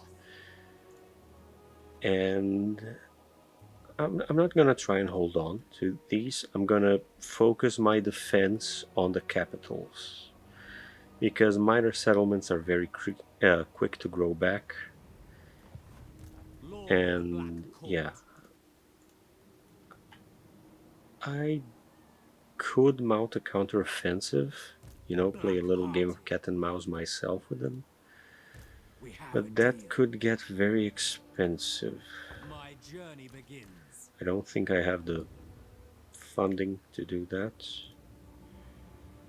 So I'm gonna keep this guy Slaughter finally. around, I go. mo- mostly to annoy them. I think you can just stay here, being There is an annoying forbidden. little presence. Oh, and see, and gives me a I little am denied. insight. And I think if Fear my malice. we go head to head, maybe the Dreadlord Calm me wins. I down. think over the because I think I can run some circles around, and although she will have units with her, definitely gonna recruit Dreadlord something of by then. Nagara. But still, we'll see. Not gonna upgrade anything because right now the best thing I do is save up that gold. Should have gone for the, the tricky little siege. Yeah, I come but with you the know, right might of now the blessed dread. I You have the cannot means to stop sort of me. bribe Nakai, so that's good enough for me. I'm not gonna take the peace tree at all. Draw your Oh, blades, we fight! so she did go alone and she lost. Okay, that's one less problem. And yeah, she went for the minor settlement and she's taking it. Whatever.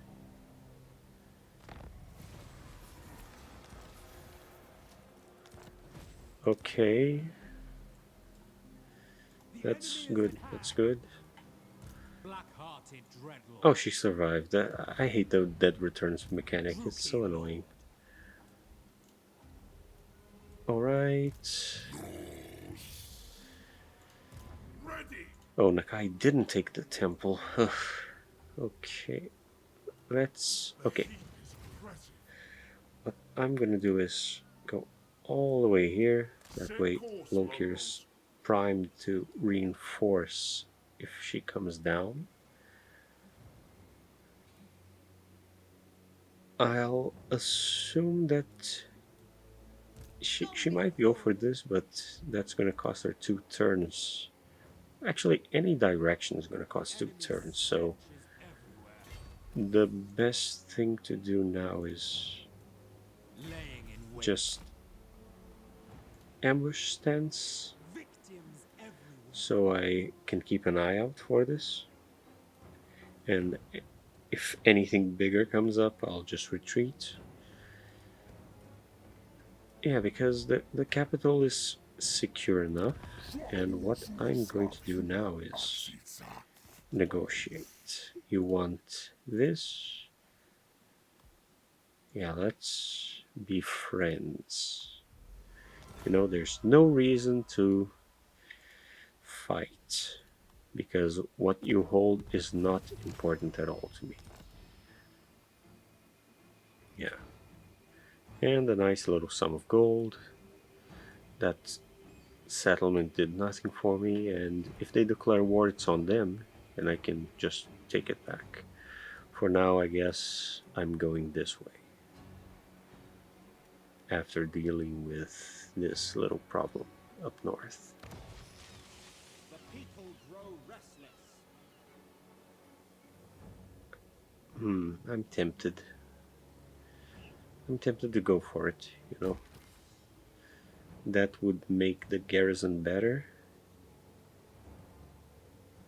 and it wouldn't cost that much. Yeah, I'm going for it. Yeah, but now I've made it, you know, high investment. Now I really have to protect the settlement. In compensation, oh, I have shades. Yeah, that's No, worth it I'm because surrounded by fools. if it comes to a battle, having the Malevolent shades lord. in the army alongside what? A couple anti-infantry and some basic units, yeah. I think with those units, if she comes knocking, I can deal with it. No matter what she feels. It's not like she's gonna have Necrofax Colossus and a bunch of, you know, Terrorgeists and all that up by the time she gets here. So yeah, it's fine. Allow economy building. Yeah, because we're still generating a net positive, so an economy building, even though this is a major settlement, I'm just gonna disband it after, demolish later, but What right now, any positive income is welcome. That is forbidden. I don't think she can force march, so yeah, this is fine for now. I'm gonna Set the sails. have the admiral go this way, so this settlement seems more undefended, and this one seems more defended. That should supposedly sort of lead her into committing to this. I'm not sure what Lokhir's presence will do, but yeah, we'll see. The ocean awaits. Oh, now she's suing for peace after. Oh yeah, sure. You come back and you take some of my territory, and now you want everything to be fine. Yeah, she's coming for this one. That's not ideal because Lokhir is not in the position to retaliate to that. And if this is correct, Underway. actually, yeah, I'm gonna go for this because I am denied. now if she comes here and takes this, oh, she can't make it here. Even better, because now she is pretty cornered. Tyrant of Nagaroth. Let's just follow along here just to see what's going on, because she had see, she's doing the same trick as before.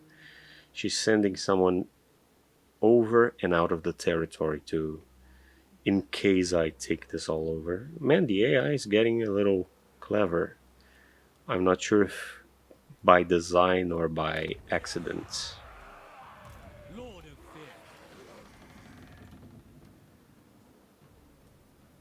I I'll admire actually your make use talents. of that since she's moving away to have this I will move here continue and later. possibly threaten Beichai.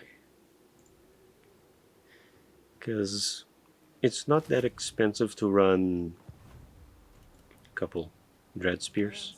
You know, it's not gonna put me in the negative. Dreadlord. And yeah, even though I'm not making any gold at all, Lord of the Black I Court. can probably handle Such it. slaughter awaits. Have this Tyrant admiral of move Nagaroth. here and put a more competent one here.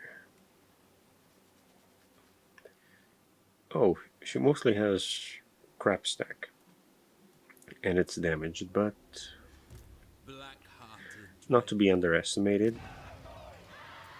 What do I have here in Chimay? Malevolent Lord. Not a lot, so 5 units, 10 units total. No, I'm surrounded by fools. Still, she really can't make it here, so I feel I'm good. I feel I'm good.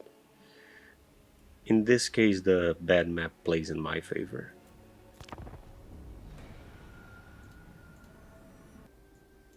Alright, that's... Ah, Bring fire she and terror. doubled back. In which case, things can go back to the original plan.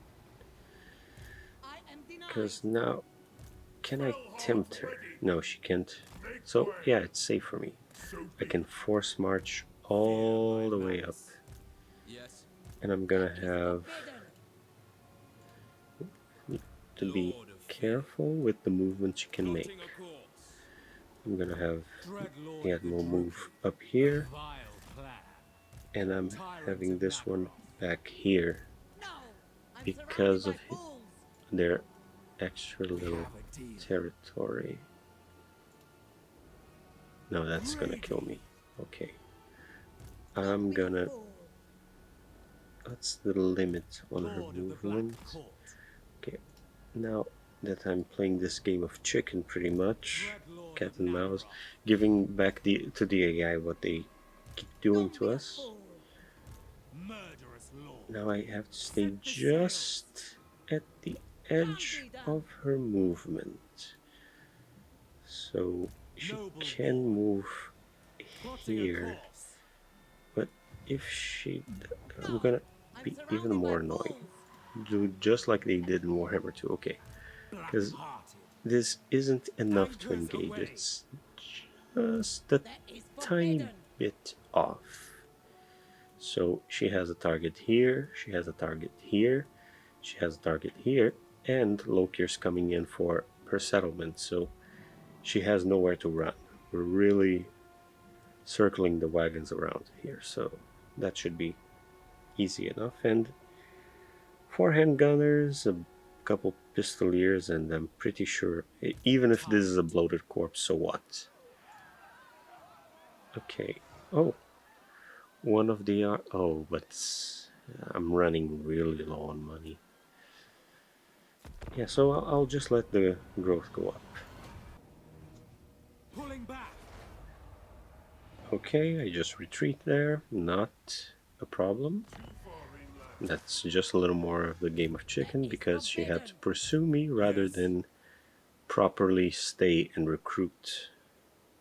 I am denied. Assuming So I'm command. just Black-hearted annoying dread. her main force. And Fill these woods. we'll leave this be Behold for the now. tower of blessed dread. What matters is what I can do here. Oh, come on, now I could really... Sacrifices No, to I'm not. Athla. I'm gonna play nice. I'm gonna play nice and play by Scour the the land. rules. It's not a siege battle, so I am denied. I'm gonna let her have this. I could take it this Don't be a turn, but fool. I'm not gonna. Dread Oh, although, Lord of Nagara. see, I made the Can't be classic done. mistake. I Okay, approve of now these being dark smarter. Oh, deeds. Double time.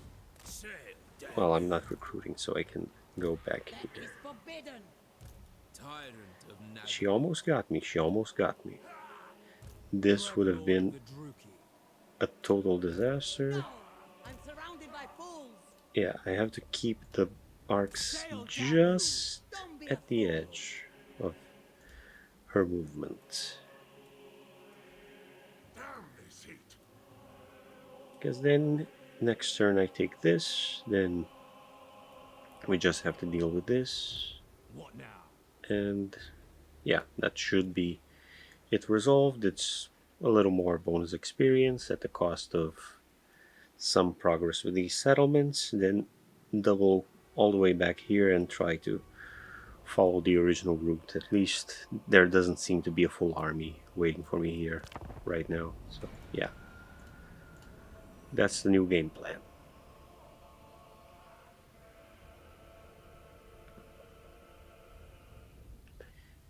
Ooh, Clan Nation seems to be gaining momentum, at least based on what I saw there. So hopefully, oh,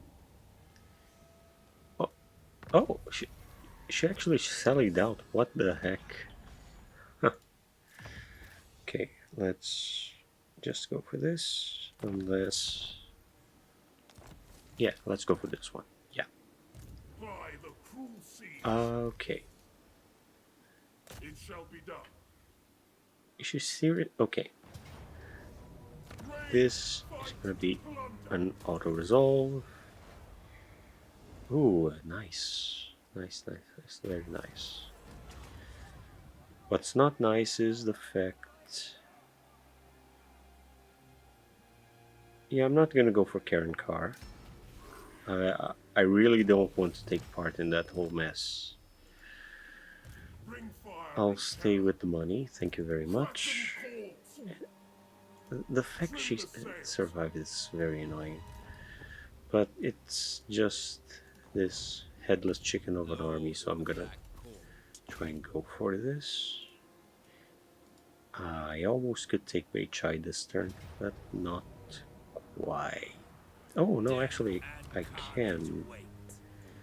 So I will loot and occupy. There we go. Huh. Alright, we're back on track with this. I'm gonna spend this little amount just to stomp out any possible rebellion. And Set the sails. yeah, I'll actually have this one pursue Plotting a course. this army, because I think at sea they can't recruit, and if they Aboard can, the that's town, going to be really blessings unfortunate, rest. but we'll cross that bridge when we come to it. Okay, next big boost to the Corsairs. Black-hearted dreadlord. And Such do I finally slaughter upgrade the Ark awaits. or not? No, I think I'm still going to invest in the infrastructure. Although, wait. Okay. Yeah, keep the recruitment cost cheaper and go for even more upkeep reduction, you know? Because with the max rank here is 9 and 8, and the full building goes for. Yeah, so we're talking about 77% upkeep reduction. Yeah, that's pretty good. Actually, I could build the growth building since I'm not Druchii really Lord. investing. Lord of the Black Court. And here we'll have the port. Yeah, that's going to be good. And a little extra Feared by income. all. Onward. Tyrants Just of gonna have Nagaroth. this lord over here just in case. And I'll also go for the growth What? building on this one. And the growth building on this one. That should be a good use of the resources. Then go back to the control.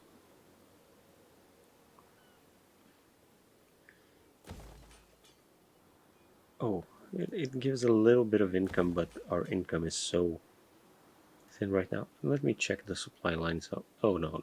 Supply lines do not count the black arc, so perfect. Okay, that is it. Actually, you know, my carelessness aside, this is a pretty good campaign, I think. My economy is definitely suffering, uh, but it's decent. I wouldn't say I'm having Power at last. so far the level of, Black-hearted dreadlord. linear growth Not that this would then get I exponential admire that your dance. I would Annihilate have them. with Warhammer 2 Dark Elves, but all in all, this is Here. pretty good. Pretty good. The Yeah. thrill of Uh, battle awaits. Definitely not my favorite Cruel faction and in deadly. Warhammer 3 right now, but at least The it ocean seems awaits. like there's room Aboard for the it cast to, fleet. you know, like the dwarves, with a little bit of love, Hoist the it sails. can get to No! another I'm level. surrounded by fools! And Vicious this dreadlord. should be all of our Don't be a forces. fool! Given she can't reach here, I'm gonna dismiss this for the sake of my economy. And we are getting back to Dreadlord of a Nagaroth. more stable economy. I'm gonna Malevolent lord. drop all these units. Yes. Actually, Lord of fear. What yeah, now? just give him a root marcher, and Dreadlord of Nagaroth. yeah, that's alright. Dreadlord. I'm not even going to transfer these units Fear over my because they have malice. no Tyrant of experience, Nagaroth. so yeah, just let the economy recover a bit. I have Yeah, prevailed. go for the better growth building on it. The other arcs can Lord of the just keep Black growing. Court. By the cruel seas. No. Okay. More purple sun, and yeah.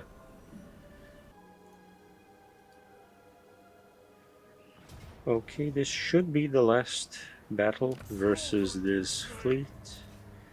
And it's an auto resolve, very easy. Okay, secured. Finally, properly secured. Speak! Sacrifices to Mapland! Lokhir's. Oh, that's pretty good. Yeah. We're getting close to Arcane Conduit, so yeah. This is a very solid starter army. Cruel and I should just see if I can... Lord of the Black Court. Oh, I just admire move him a your little boldness. bit The ocean so he can awaits. get to Lokhir, and I can replace the... Set I can the replace the sail. last few It is time! Dread Spears in his army with actual Corsairs. You know, they have the chevrons, but Corsairs to it me! doesn't matter all that much. Performance-wise, it's better to have these guys. I'm gonna go for these Lord of ones. Fear. Yeah. And yeah, things are getting better. I'm gonna upgrade the Arc. Yes. Because I think his unique building... Oh no, it's 4, but yeah, anyway. Doing good. The people are displeased. Here, yeah, I'm gonna start upgrading this back. I'll go with... No, not growth. Okay, let's... No, Witch Elves, no. Actually, yeah, this is fine, I think. It's gonna still be in the red, the green. Dread Lord of the No more Druki. upgrades. And Sail, damn you. just have him down here keeping an eye out for things. Oh, the relationship is actually not terrible. Let's see with Nakai how things are. He doesn't exactly hate us, but he might declare war. We'll see what happens.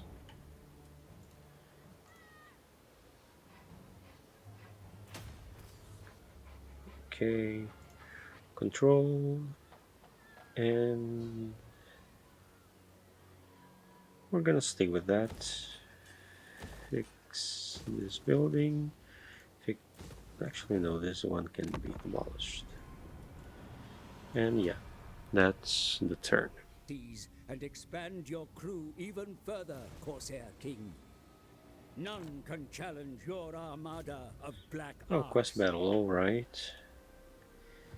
Ooh, I'm starting to get in the red, so yeah, I'm gonna be a little more careful with that. But considering what I'm getting for what I'm losing, well, I guess it's fair enough. I mean, it's gonna last a long while.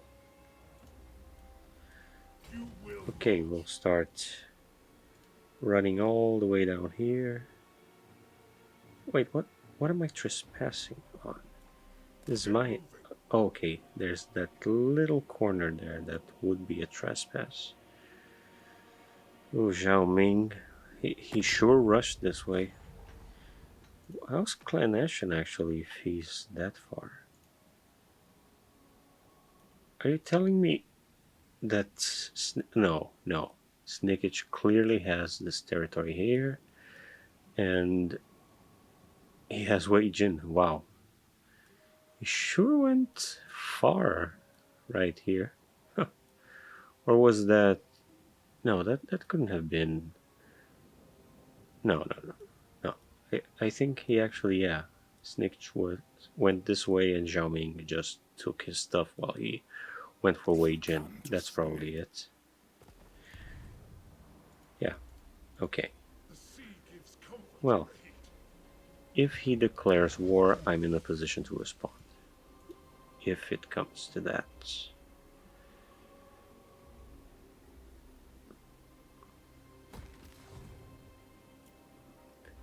Gonna just upgrade this. And actually, I'll make a little pause here. I'm trying to make this live commentary, but my sessions can't be uninterrupted, so sometimes I'll have to make these cuts. So I'll get back to this later. We'll pick up from then. So yeah, it was probably a quick cut for you, but to me it's a brand new day. I found some more time to keep going with this campaign, and the recording environment's a little quiet. So we'll pick up where I left off yesterday, but to you it's just a few seconds ago, I guess. So we'll see if Zhao Ming is going to attack us. Otherwise, we'll probably be clear to go for Zhanxi. They're forming up a garrison here, but I hope that by the time I make it, they'll have focused elsewhere. Hopefully, but we'll see. Well, now, nothing to do but end the turn. Let's see. Dread Lord of the Druki. So yeah, oh, the Confederation, okay, nothing that important. Yeah, and oh, Zhao Ming seems to have left, so yeah, I think we're mostly in the clear So be it. for this. Yeah, I'm not gonna play around and try to, replace these dark shards. I'll leave them as is. They're a small amount of units, and unlike the others, they have armor piercing. So even though this is very close to like what Lokhir's army will be for the predictable future, yeah, I think I'll keep them around, and when I have another lord on foot or maybe another admiral on port, I'll go ahead and replace it. But for now, yeah, Tyrant of Nagel. okay, I'll sail him back down here Anchors away. just so Lokhir isn't too far away from his sphere of influence. In fact, let me see how far I can get. I'm not sure if I can make it in time for him to give coverage in Jiangxi, but we'll see. Worst case, we'll settle for this guy. He clearly already can help, but I mean, it's everything. I think it's at the same level. Let me just check.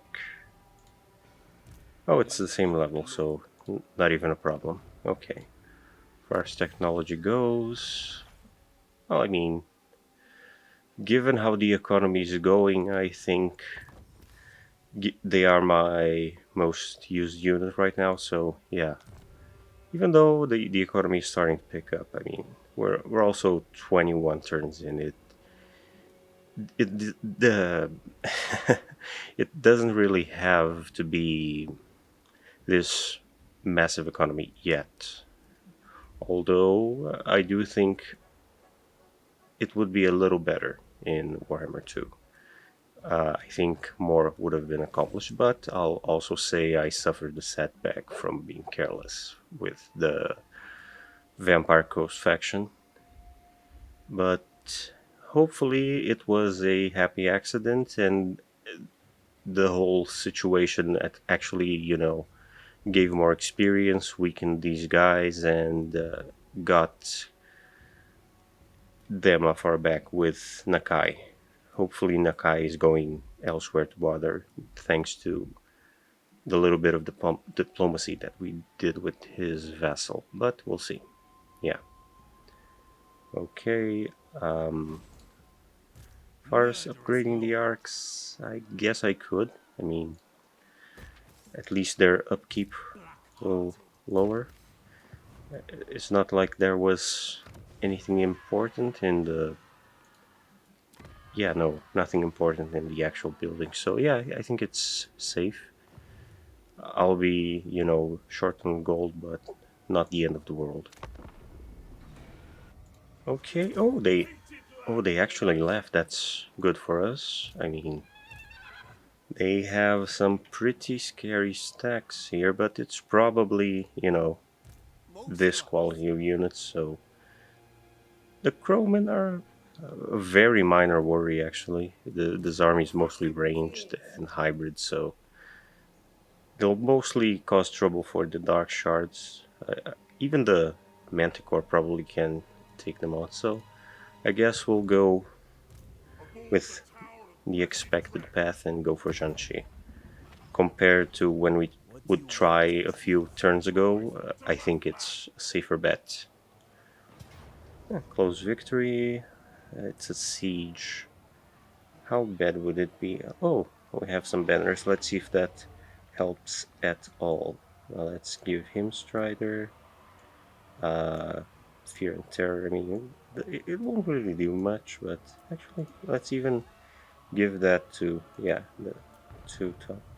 No, it's still a close victory, and yeah, I'm gonna fight this manually because no matter the siege map, better we preserve units, because if those, I think 30 something units come up to fight us, and it's very likely they will do that, better. Oh, it's the same map as before, so yeah, the same corridor trick I think applies here. They only have a few ranged units.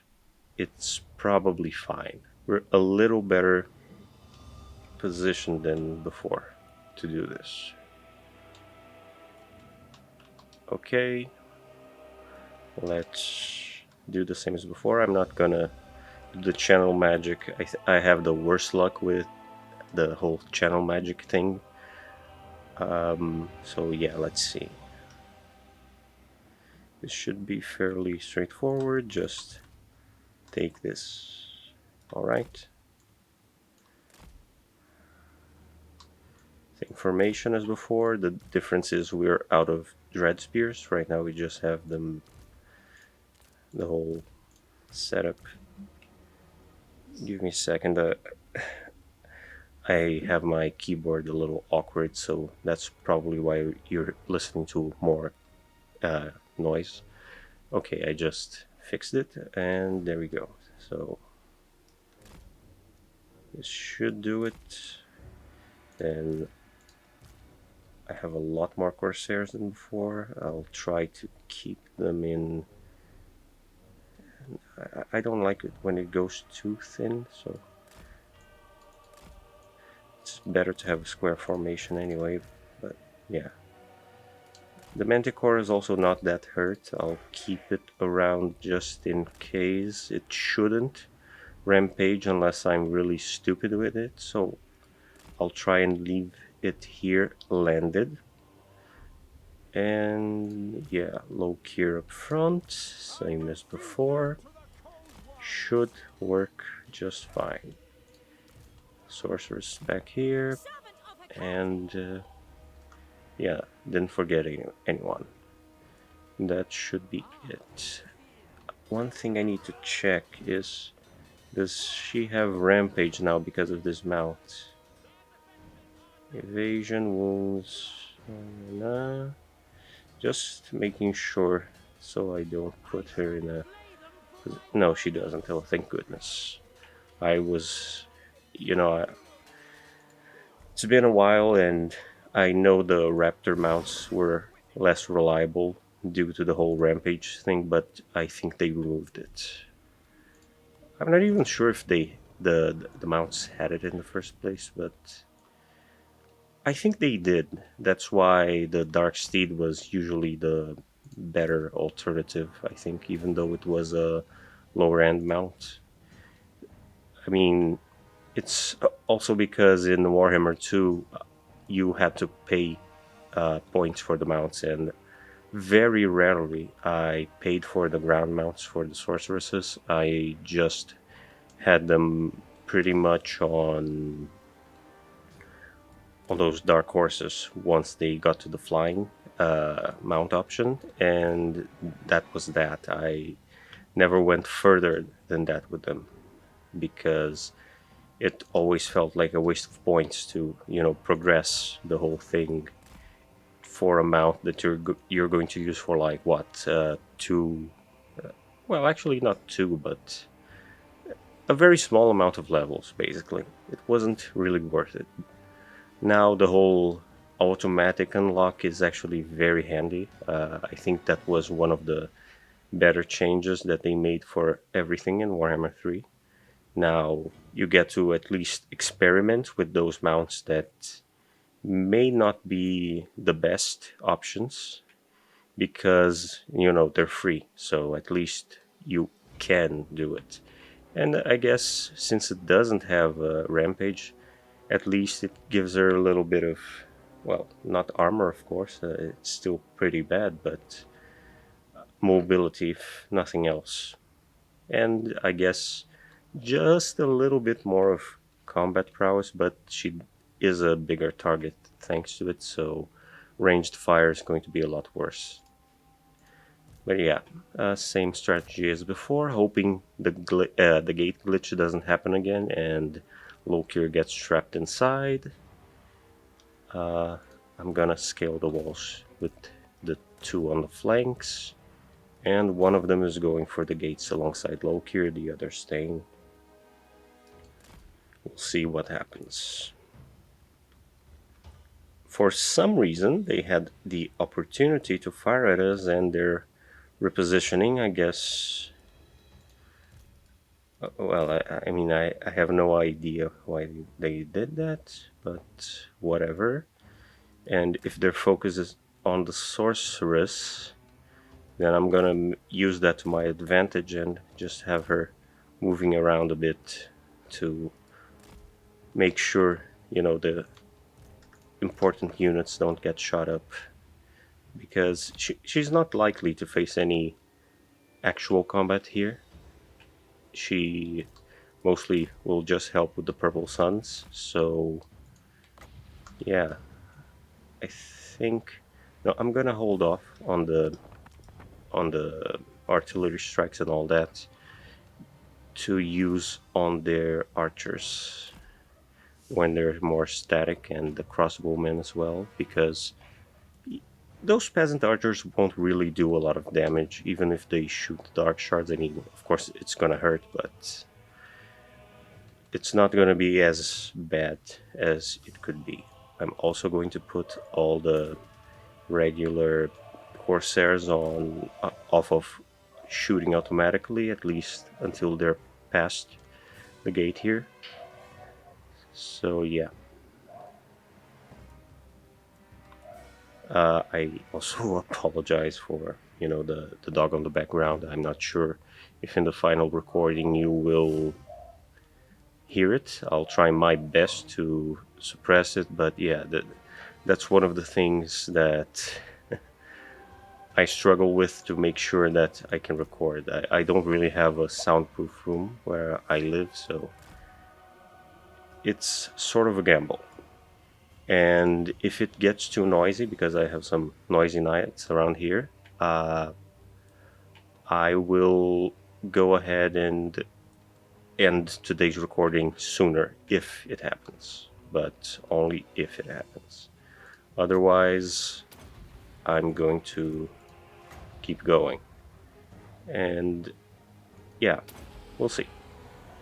Right now my plan is a few more hours of live recording with commentary and seeing how far I can take this campaign before I, you know, release the video. I don't intend to make this like a full playthrough.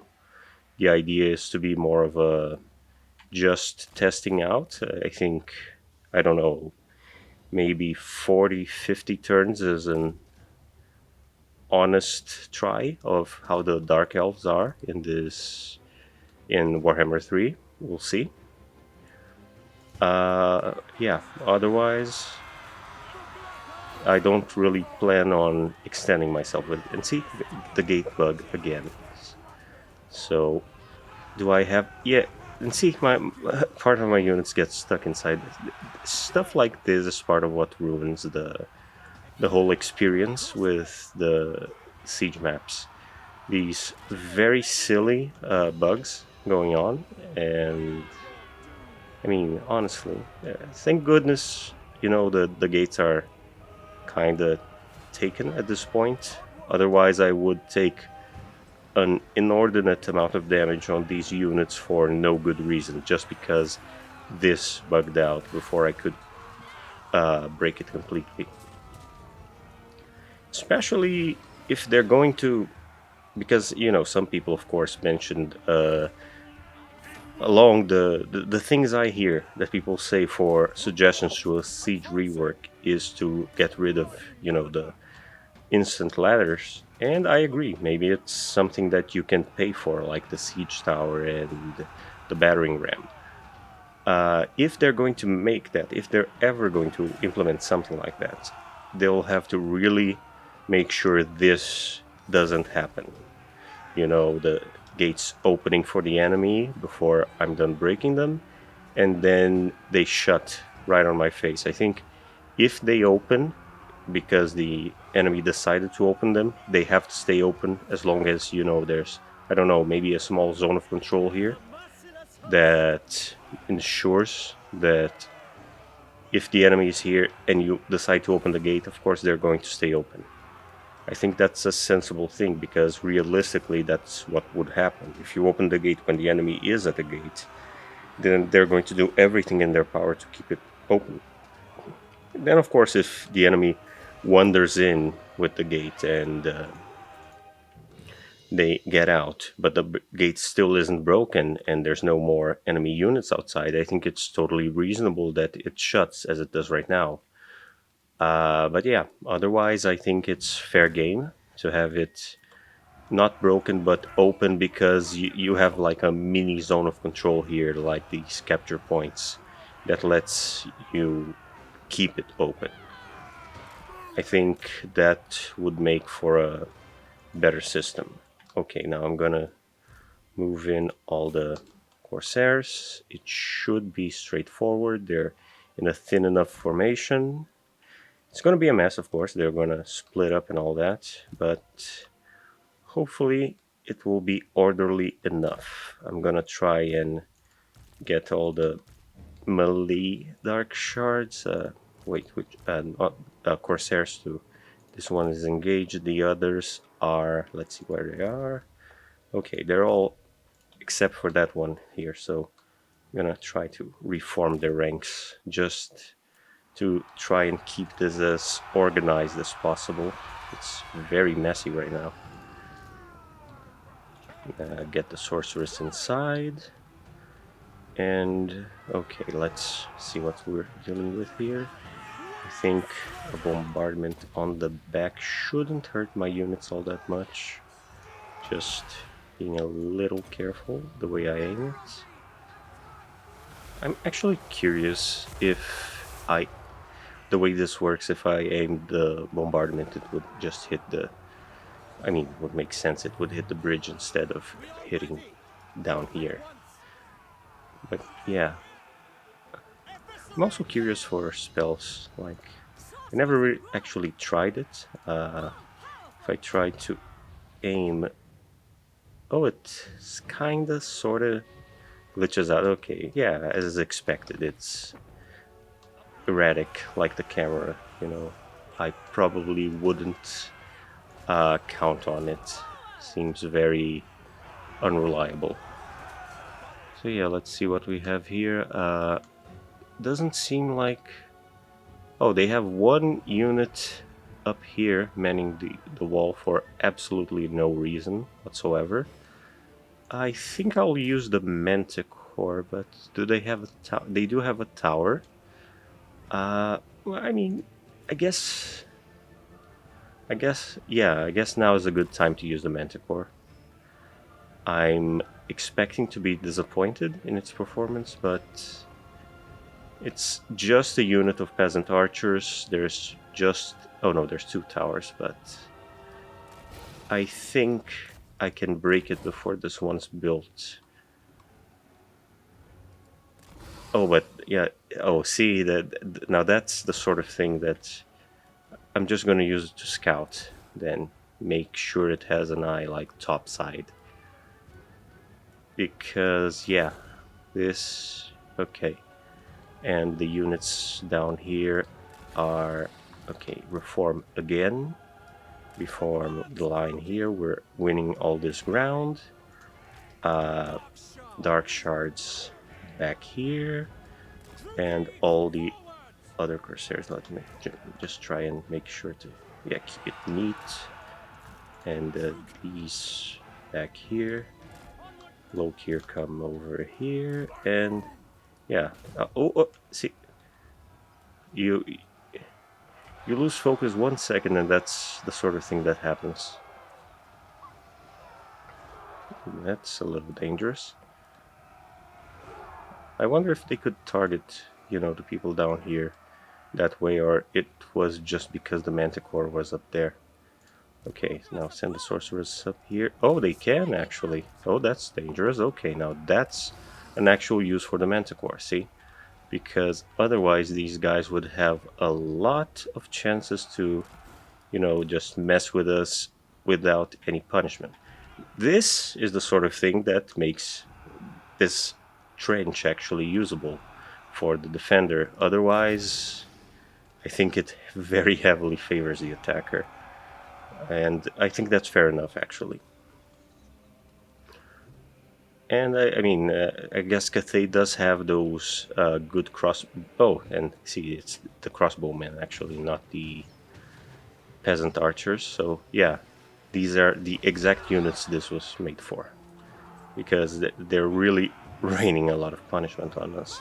Actually, yeah, they did some good damage. Okay, now, everyone go forward. We're not going to be sitting ducks for them. And the Manticore is probably handling it, so we'll see. And move up the Dark Shards again, move up the Corsairs again. Yeah, I mean, not like this would be such a complicated siege. It's mostly just the map. Unit wise, there's not a lot going on. I think one of the things that holds back the Dark Elves with their monsters is a lack of life magic. They should have some sort of healing for their beasts, although I guess it's lawful that they don't. I don't know. I do know that in Warhammer 2, when I went for modded playthroughs, I would grab, I think the name was Lost Lores for Dark Elves or something like that, and it would add some life sorceresses, which made playing as Rakarth far more bearable, given his whole focus is like monster units. So yeah, yeah, I think now we should go all in. It's not like the Vampire Coast where they would have an actual kill box for us. It's mostly just ranged units, archer units, not gun units that would really hurt. So yeah, I'm actually curious if on a one-on-one if the Dark Shards are a little better than the Jade Crossbowmen or not. But it's already rampaging. It didn't even reach an HP threshold. See, this is why I don't like the monsters without Rakarth to end their rampage and without healing. It's just such a terrible mechanic. Well, whatever. It's at least keeping the enemy far away from us, and actually I realized I could have done this from the start. That's also a little bit on me. I could have had this handled faster. Yeah, see? Even if it hits the Manticore or whatever, this should thin out their numbers. Oh no, they're retreating. Not gonna waste it on that. Unless... oh no, they're coming back, so... yeah. Okay, so the threat top side is... okay. This should be it. Yeah, victory. Yeah, I mean, just a little bit of damage on the front line, a little bit on the sorceress and the Manticore, so good result.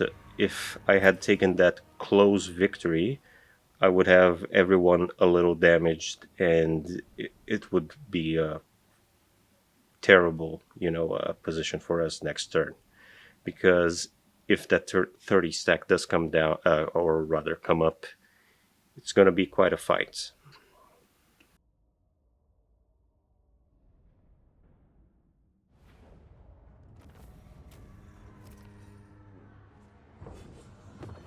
So yeah, let's loot and occupy, of course, for the extra replenishment.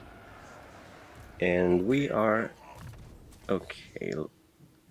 No leadership. Oh, armor piercing is good, but this is actually very deceptive. Let me show, because it says 100% more, and you think, oh, that's a lot. But if you look at this, the armor piercing damage is 3, so that would be just up to a 6. So it's not that huge a difference right now. I mean, the +8 melee attack is considerable to keep them relevant, but let's just make sure. Vanguard deployment. When unmounted, Vanguard deployment, stock for Corsairs. That could be useful, but I'm not sure if right now. Well, I mean, later. Yeah, I think actually this one is probably better for what we're up against, because if we do fight those peasants, all of these stacks next turn, better that we do with them having more melee prowess too. You know, see, 50 compared to what? Yeah, that squarely puts us in a good advantage. And those are the Jade Warriors. I mean, consider the peasants. It's even worse of a matchup. So yeah, even the even the handbows ones are now in a good position. So yeah, I guess that will make the change. And like before, see, now the armor piercing, it's 6, which, you know, they're not that armored, just the Jade Warriors. But let's see with the Crowmen. Okay, the Crowmen, no, the Crowmen are, yeah, all their units at this time are pretty much outmatched by the performance of our Corsairs. So yeah, I'm feeling confident. 30 Corsairs that clearly outrank them, or rather not 30-30, but close to actually 20. But no, we have what? 4, then 14 units of them. Yeah, it still would pull more weight than this. And we would have, I don't know, some beat up garrison of fodder. We'll see. Just need to be careful that we don't have any. Although, can they board out? Yeah, they can. They can. You need to be careful with the territory around water. When you have those cliffs, means you can't disembark, but when you have this, it means they can come out. So they probably can't exit this way, but this is a point of exit for them. So being careful with the Admiral, I think, bring it here, and it should be safe. Yeah, and him I can bring over here. Probably even further if there's nothing important to upgrade. Let me see. I mean, that could help. Especially, yeah, for armies in general. Oh, the Reaper Bolt Throwers. That would be a good thing to have. Get rid of. Well, trade the Dark Shards with him and get a couple of them, because yeah, the Reaper Bolt Throwers are pretty reliable. I mean, the Elves don't really have a lot of artillery, but the one artillery they do have is decent. I still prefer like the Empire artillery or even Cathay artillery, although Cathayan artillery isn't as good as the Empire one. But yeah, different factions, different needs. I think the Dark Elves have, like I said before, have a very solid roster, especially Lokhir. They perform really well in battle. Dreadlord of Nagaroth. Yeah, gonna upgrade the growth buildings. Can't upgrade this. Can upgrade this. Okay, that should do it. Yeah, we're good for now. Building upgrade. We're in the green again, and yeah, I'm gonna anything to help out these numbers. Damaged building. No, not gonna do anything about it. It heals over time, and yeah, it's a new territory. Doesn't really matter all that much. And surprisingly, they did not come for us. They decided to bunker down on this. Yeah, let's see about that. Bring fire and terror. Can we take this on? Probably, but let's just make sure that's... Oh, this garrison's a little spicier. Just a little bit, not a lot. But they do have the warriors with halberds. So we're talking what? 10, yeah, a 30 stack versus our 20 stack. And their other army is out there. Pyrrhic Vic. Oh, come on, that's not it. I mean, the only thing I hate is the back-to-back siege battles. It's Tower core. kind of draining for me. I think Slaughter awaits. that's one of the reasons we had a lot of fatigue, especially with the minor settlements battles before they fixed that. Because all the time you had to fight the same battle over and over, and I think the map is gonna be the same. Let me just check. Is the map the same? The map is... oh no, it's different. Oh, it's... oh, that's a little annoying. Okay, so we would have to contend with 7 units of archers, 10 units, 10 ranged units in total, 3 units of light cavalry, and the rest is just infantry. Yeah, I think we're in a good position for that. I mean, we can just try and see if we can make them focus down. The annoying part is going to be the towers, but we do have a lot of ammunition to try and shoot it down and break their towers. So yeah, could be a lot worse than what it is. And actually, yeah, I can move the admiral down here now. That should be good enough. And Dreadlord this of guy, Nagaroth. yeah, just leave it here. That's Kill them. okay. Yeah, of course, it doesn't double the amount of uses you'll have, but Dreadlord with of this setup, we're gonna have even more casualty replenishment when we're done. So yeah, all the better. So yeah, let's go for it. I'm going to once more fight this manually because of course I can't accept these results.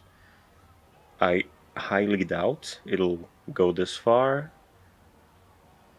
They do have the DLC General that's a little more solid as a unit, but Lokhir is one heck of a duelist, and I think stat-wise... oh, he does have magic attack, but that's not a big deal. It's not like we have any special resistance anyway. And he does have that duelist skill here that for a little while, if it comes to it, and besides we do have Spirit Leech to deal with him if it comes to it. So yeah, let's see what seems better in this battle. I'm thinking it still might be ideal to go for a center rush but these control points might change my mind. So I'm just gonna do a little bit of battlefield research before I actually deploy. I'm not entirely familiar with like Cathayan maps. At least, with the Dark Elves, and I really don't do a lot of these sieges because usually I'm either when I am playing Cathay, I'm playing with Miao Ying, and then I'm going to the Chaos Waste. So yeah. Okay, let's see. From this side, it's all slopes and but this control point. No, this is very isolated. It's for sure they're gonna have walls here, and then I would only be able to access it from here, which makes again the frontal assault preferable. Same thing. No, yeah, same thing here actually, because there's no possibility of a barrier here. So frontal assault again, and there's no towers. Yeah, no towers.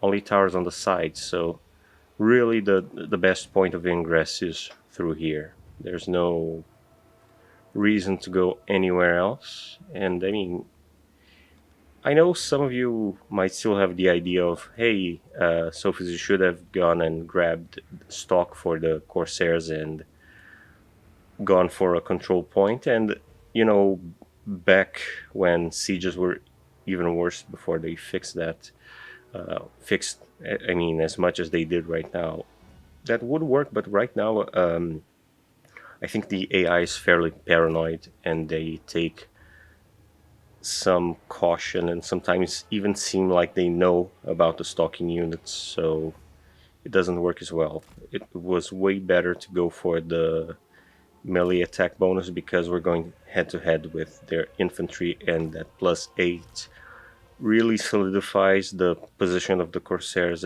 as the superior unit in melee combat. So even their general, I think, will. I mean, of course, it's not going to be like a single unit will take on their general, but it won't be as bad if their leader catches us.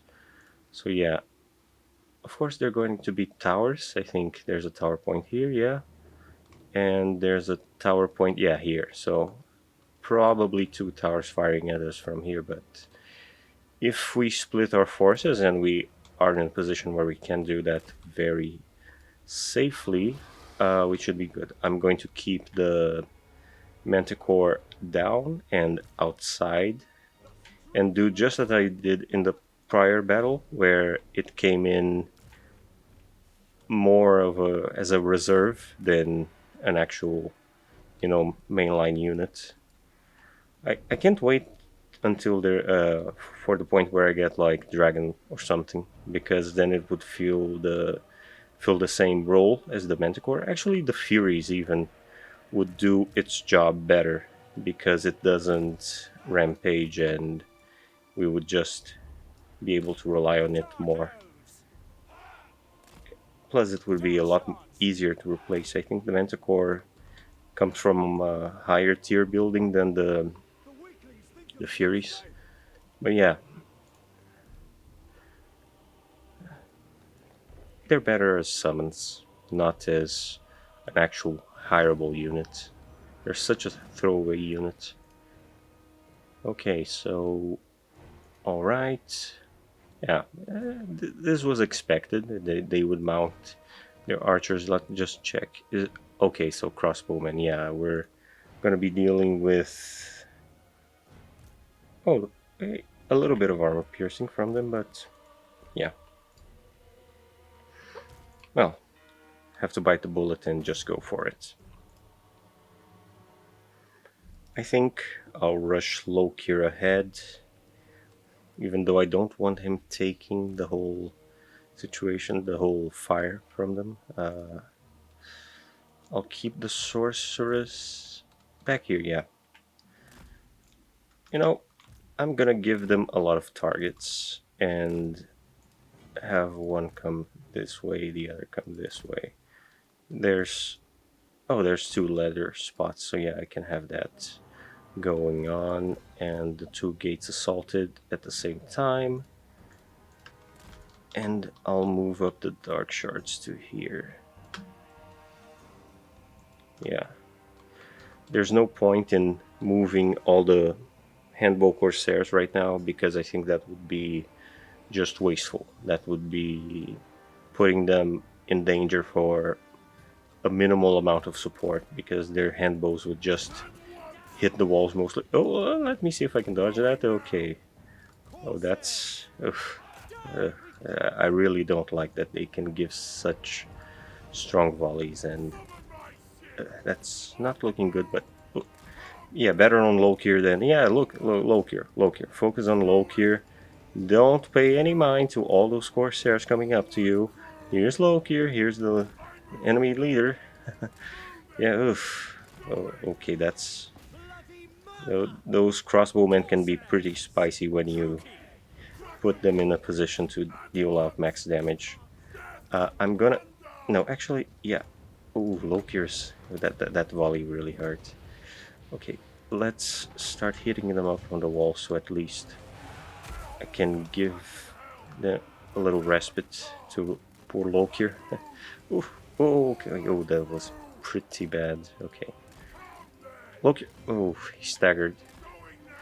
Okay, now I'm gonna conserve him a little from all this fire, because... Oh, that's not good, that's not good, that's not good. Okay, we don't want Lokhir pretty much out of the fight before the fight even started, you know? So, go for the walls. I mean the gates.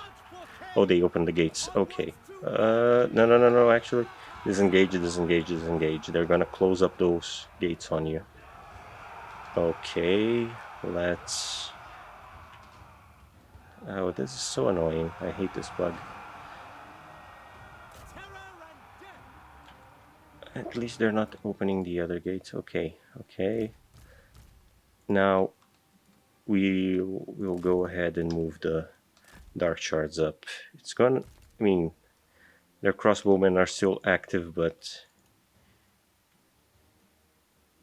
I could sacrifice the manticore more or less to cause chaos on the walls, but no, there's no reason to. Not right now. As before, take the corsairs off of fire at will and move them up, because soon enough we'll have the walls taken. Just if they move one of the other ranged units up, that we're going to... But our biggest concern was the Jade crossbowmen, and thankfully they're all up on the walls. So yeah, I'm gonna try and bombard them a little, see what I can do.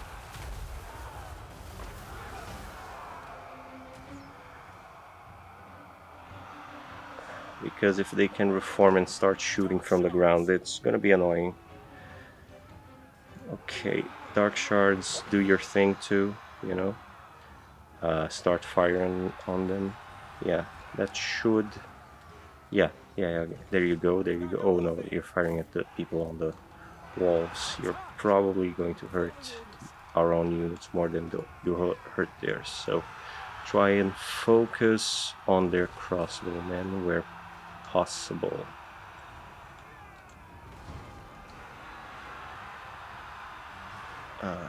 They move back. That's annoying. Okay, let's see if we can't... Yeah, because they're moving back, but they're kind of retreating. Oh, the enemy general's here. Okay, sorceress, do your thing. Spirit leech this man. Okay. And actually, I'll deploy the manticore a little further ahead. Yeah, because they're starting to fire. This was what I was worried about. If they got away, they would find themselves in a better position, and they would just keep annoying me. Okay, oh, actually, I'm gonna say, compared to like Warhammer 2, the bombardments did get a little better. Because usually it was the upgraded one that would do this sort of damage, and this one is actually doing a pretty decent job. Yeah. Let's see if we can break them. Okay, that should do it. The enemy general is hurt, and we can Spirit Leech him again. Okay, we're fighting their cavalry here. Yeah. And as before, you know, the Corsairs are being good anti-infantry, and is the Manticore flying? It isn't. Let's get it on the air and up on the business of these archers, because they're being very annoying. Actually, let's have it break the tower. That's probably its best use. Not that one, because, you know, the archers are going to make it rampage, but I think maybe if it can handle the job of doing this. The Furies are better for it, but I'll take what I have right now. I'm not saying the Manticore's, you know, totally useless. It has its place, but it's pretty... Oh, the tower's focusing on Lokhir, okay. Let's see what we can do here. Yeah, the walls are mostly taken. I think right now is this gate broken? No. Is this gate broken? Yes, it is. Okay, so start sending these guys in through the... well, through anything, really. If they climb the ladder, so be it. If they go through the gate, so be it. But we need them inside now. Oh, they're all going for the ladders. Come on, come on. Go in like... another annoying thing, you know, the whole pathing they have. Okay. Oh, okay, that's not good. Let's try to... even though it's not ideal. Okay, wow, the Manticore actually handled that. Kudos to them. Oh, these are peasant archers. Oh, see, the crossbowmen made it here, back here. Okay, I'm gonna have the... oh, this is pretty annoying, actually. Oh, the enemy general is going for Lokhir, so Spirit Leech and activate his dueling skill, just so Lokhir doesn't get even more beat up. And the Corsairs are getting in, actually. Okay. The enemy general is retreating, but not broken. We'll see what we can do about that. Oh, those peasant archers are really being annoying. If we can move the dark shards further inside. Okay. See, now this isn't a Pyrrhic victory, but I might lose one of these units, actually. But that's also the beauty of Lokhir's quote-unquote doom stack with the Corsairs. They're easy to replace, especially when the Black Arcs have more recruitment slots. So I'm not that worried for it. And actually, if we look at the balance of power, you know, we're doing okay. Oof, yeah, this unit isn't too hot. It's getting all the arrows shot at it. Oh, and actually this unit broke, okay. Now, go for melee, and oh, see, their general's coming back for the Corsair. Oh, the Spirit Leech fired. I didn't know it was still trying to target. Okay. Okay, see, now, this is what I should have done. I forgot I had the purple sun, so... Yeah, oh, see, this is what we needed. A tactical purple sun. Oh, and beautiful, it's going for the other unit. Yeah. There we go. That should make matters easier for us. Oh, and the Manticore is actually pulling its weight without rampaging. Wow. Yeah, see, it's stuff like this, small miracles like this that make me sometimes have to shut up on my opinion on a unit. It was actually fairly reliable for the first time in the campaign. It took out both the structures and it's actually doing its job. Wow. Murder awaits. Okay, now reform on this side. We have to keep being somewhat aggressive. These units should go in now. Everything enabled. Yeah.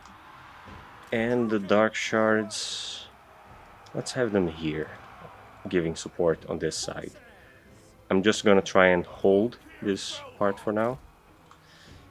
And Lokhir, actually stay behind here and save your strength, because you're not looking too hot right now.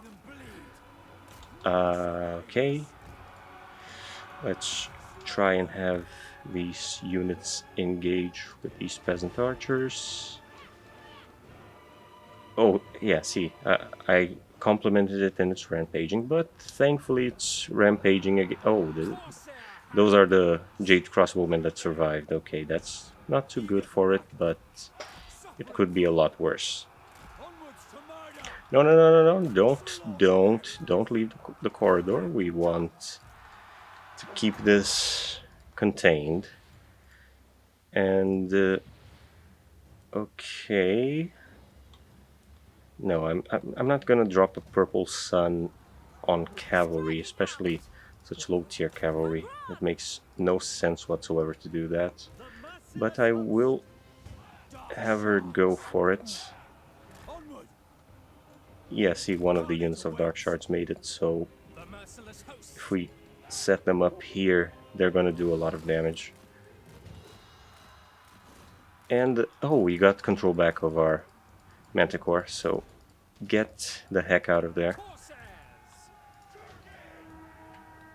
This unit is getting pretty badly beat up, so I'm gonna have it retreat and have the fresher units take over. Going. Because they're hybrids, so yeah, they can take care of this.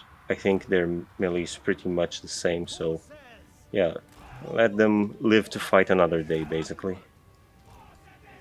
Yeah, have them reform here near Lokhir and have the other Corsairs do their job. Manticore, let's see. We are ready. Oh, this unit is firing fairly far for what they should be able to do. But I guess that's the power of the barricade. Okay. See, that's the problem. Guard mode sometimes is really necessary. Those units can go rogue on you. It was sort of my fault because I think I set it to attack the cavalry, so what probably happened was it broke, and they chased after it right into enemy territory, so yeah. We're gonna try and stay here, because now we're fighting on two fronts and that's already split enough. Okay, this side is pretty weak, so I'm gonna try and take the capture point here. I don't think there's much they could do against this force. This part is fairly locked down with what we're doing. Yeah, this is almost broken. Once we break this, yeah, send these units forward to take this square. Oh, they're gonna start firing on it. No. We're gonna leave them here, and we're gonna actually focus down the center, so our forces aren't actually, you know, split in two halves of the map. This capture point may seem easy to take, but it's probably a mistake to... wait, these are Dark Shards, not Corsairs. And actually this unit of Corsairs is fairly beat up, so yeah, I'll put the other Dark Shards here. And what about the fresh Corsairs here? Well, see, we took the capture point, so now we can go ahead and chase and punish these peasant archers. This is going well, but it's not the time to be cocky about it. Just need to see the fresh units we do have. Yeah, wait, are these... Glorious destruction. No, these are still the normal Corsairs, so... Sister of the Dark Yeah. Convent. There's no reason, no good reason to have our beat up units fighting. Onwards to murder. They can all rest here. In fact, just to make sure that I'm not mistaking things, I'll do control groups. So all these units that are more beat up, I'll have them in this group and have them just chilling here, you know. Have the fresh troops take care of the problem, Going. because there's no reason to. Replenishment will help them be, you know, useful on the next fight. Because there's still an army of this faction out there. I know it's a smaller army. This was their big, you know, their main army, so to speak, but now they're all barricaded up. They're actually waiting for us to make the advance. I think I'll do the following. I'll have them focus and hit them. Oh, no, they're trying to come from the side with the cavalry. We're not going to allow that. But I'm going to focus my units here and have just a few here, and just have the sorceress come here and see what damage she can do on these. Wait, peasant. These are worth firing on. Okay, so see, this would be a kill box. If I had marched my units up here, they would be totally devastated, but I didn't, and thanks to that, I can do this and then just dip out as soon as the spell hits. There we go. There we go. Wiping out their high value archer unit, and now we can come over here and start taking over from this side. We're basically breaking their little kill box by flanking it. We could go around the long way, but it's just not worth it. It would be a whole mess. We can just funnel down here and deal with them from this side, especially after the sorceress broke the strong unit. They're not repositioning from this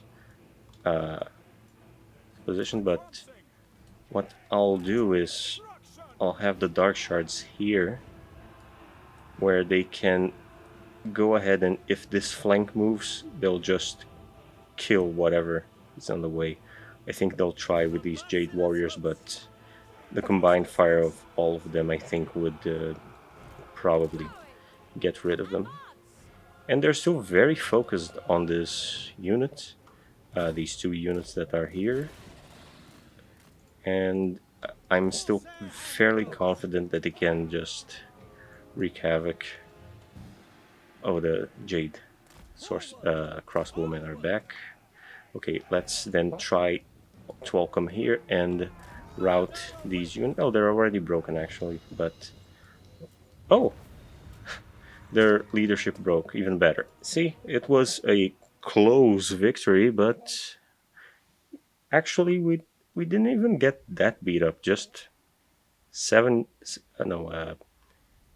that was, yeah, 9 units that took some damage. 3 of them single entities. So yeah, pretty good result compared to you know what you saw with the whole units being wiped out thing. The worst part really were the Jade crossbowmen, because they're a little better with their missiles. And yeah, see, loot and occupy, that's gonna be our go-to. And actually, Celestial Monastery, who has... Oh, it's them, so it's their territory. Yeah, because I would consider selling this to Snitch, although... Let me check one thing. Oh, yeah, it does count as a major port, so we would have a black arc here. Alright, I'm gonna do that actually. Lord of the Black I'm gonna Hole. hire this new admiral. And yeah, see, that's the beauty of Lokhir. Like, at this point, we have no business in having 4 black arcs, but we do. And right now, it doesn't really matter much. It's just going to be, for the most part, extra upkeep that we'll have to deal with. But later on in the campaign, we can have 4 fronts with lords going, and just taking territory, and each one of these can support 1 front because you just don't lose your momentum. So yeah, that's one of the reasons I really love them. It's like a better version of the ogre camp, the way it's set up. Although with the Fire and next terror. DLC coming up with corn and greenskins and ogres, I do expect that they'll give a pass to the units, to the ogre camps and all that. They'll probably do at least if they keep the track record they had since Thrones of Decay and these free updates. I think they'll do a good job, and then we can have a more interesting ogre campaign maybe. And hopefully, when it comes, the time for Dark Elves and probably, I think the speculation is Dark Elves, High Elves, and Slanesh. Hopefully, they'll also give the Dark Elves some love.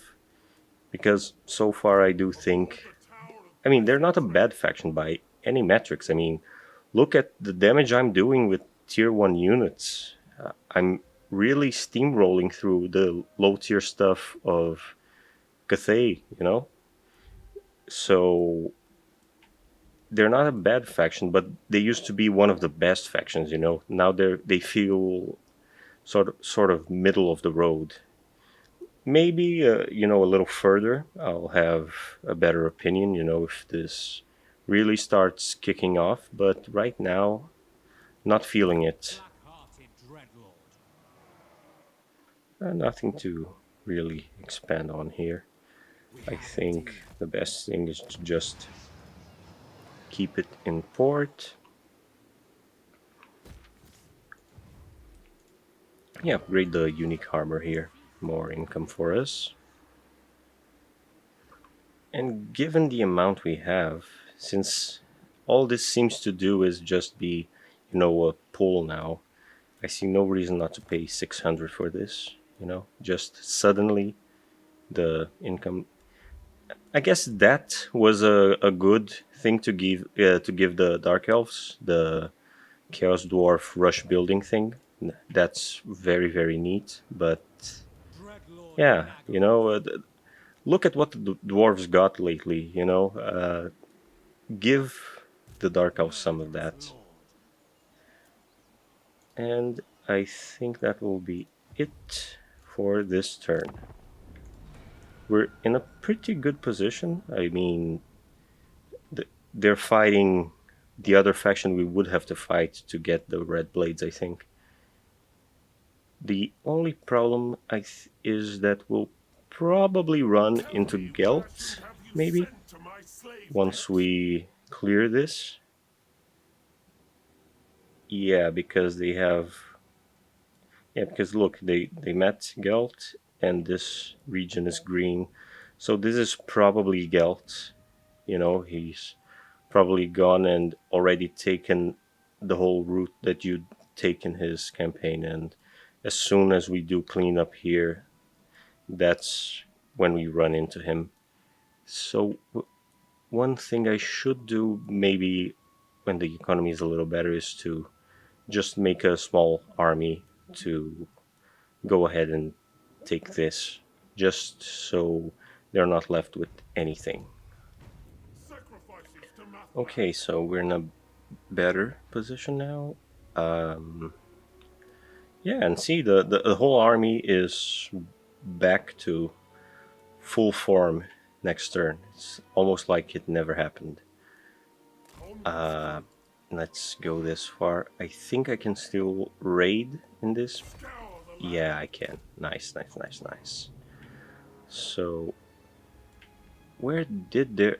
Oh, see, that's what they were doing. Malevolent Okay, let's...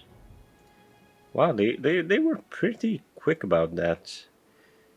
Yeah, see, the AI is getting smarter because it... the ocean I awaits. mean, I don't know how much it knows that I would have to have split fronts, but Dreadlord of it's Nagara. definitely acting in a way that The makes ocean me have to awaits. make choices. So I think that's good. I think it did improve in some capacity with this latest update. There's So I'm going destruction to everywhere. hire... Oh, it doesn't mention the... I could swear it mentioned the loyalty. When I think, you know, looking back on the VOD, I swear I saw like current loyalty of those guys. Maybe I'm wrong. Oh, 5 to 10, that's not bad. Let's see. Oh, that's promising. Let's see if we can have a lore of... No, lore of death is a little less reliable.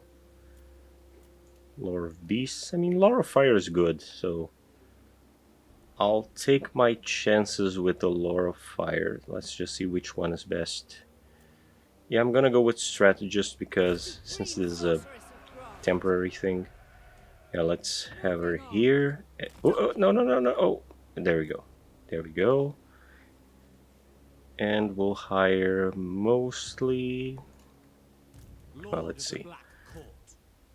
Yeah, because we're going to drop like his units on her and have her move, so we'll already have Dark Shards and Corsairs.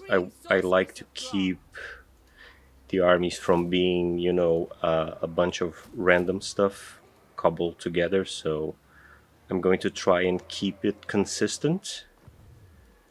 And besides, this army, I mean, Dark Shards would actually Limitless power. be more vulnerable, so I think I'll Dreadlord of stick with Nagara. these and do something similar to Lokhir, where these are more expensive, but in the long run is probably worth it because of the Crowmen.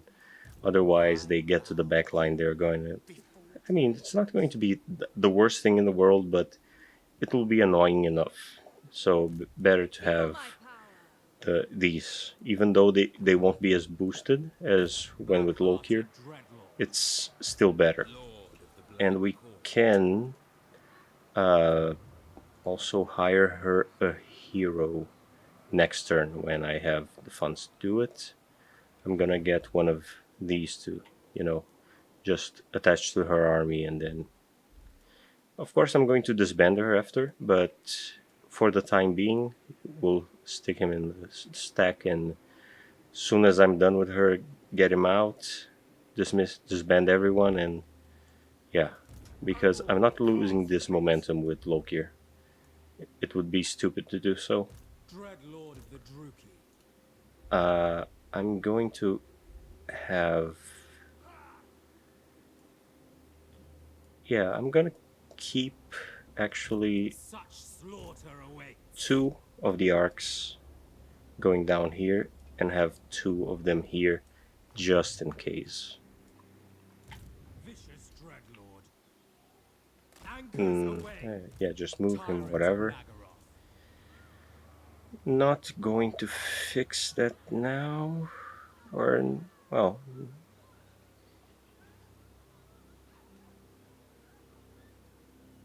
I mean it's in a good enough position. I'm not gonna bother, you know. It's not like those other provinces that were in a... Ooh, yeah, Dark Elf control really is sucky, huh? I guess to avoid problems, I'm going to do this just to not get a nasty surprise up here where I'm so far away. Yeah, you know, 200 captives is not the end of the world. So yeah, that's about it for this turn. Yeah, Nemesis Crown is not going to matter. I don't think it shows up here. It's more of an old world thing, so... by the cruel seas. I mean, it would be nice to have something here for the East, because now, you know, the old world has the Nemesis Crown, the new world has the Sword of Cain, sort of. It would be nice to have something in this general region for someone to try and claim. You know, just keep it consistent. I mean, I don't know if there's anything in the lore that would fit that, but since this region is fairly new lore, I think they should, you know, I don't know, try and make up something, some kind of MacGuffin that would just keep, you know, things a little more interesting. Although the new, what was it, locations of interest is already pretty good. If they implement it, you know, on the rest of the world with more stuff, that's going to be pretty Fill cool. these woods. Okay, I think he has enough movement to trade with her, maybe?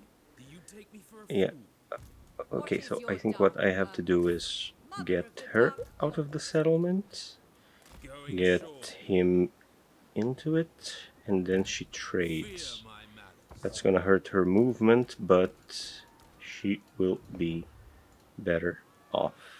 The trees hide prey. Okay, her loyalty is still good, so I'm going to At move once. this extra little step and then hire the...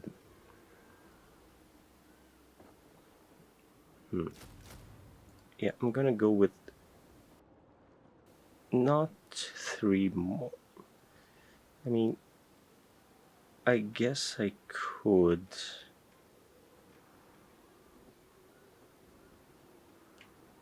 Hmm.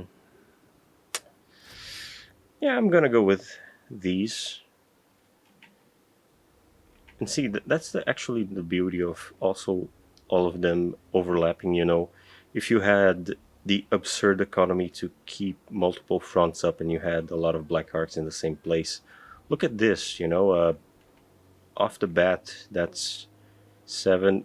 You can almost raise like half an army right now if you had the funds to do it.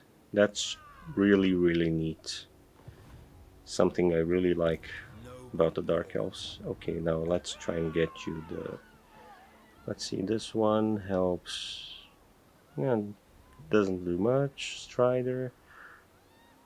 I mean, leadership doesn't matter a lot with them. I think Strider is better. Master Druki. Makes him a little Restore more the wicked. reliable. Yeah, and then... Enchantress. Yeah, I think this should be able to take that on, What do you and seek? if it doesn't, at least it can lure them over here. Besides, I'm gonna Calling the wind. have a larger Lokhir army by the Belmont. end of this, so... I agree. Kill them. And actually, depending on the result of this, Feed which, the yeah, dragon. of course I'm not even gonna fret Take over. everything. Oh, see, I have enough funds to get more units. Cruel sorceress. Let's see what I can do. In fact, these banners are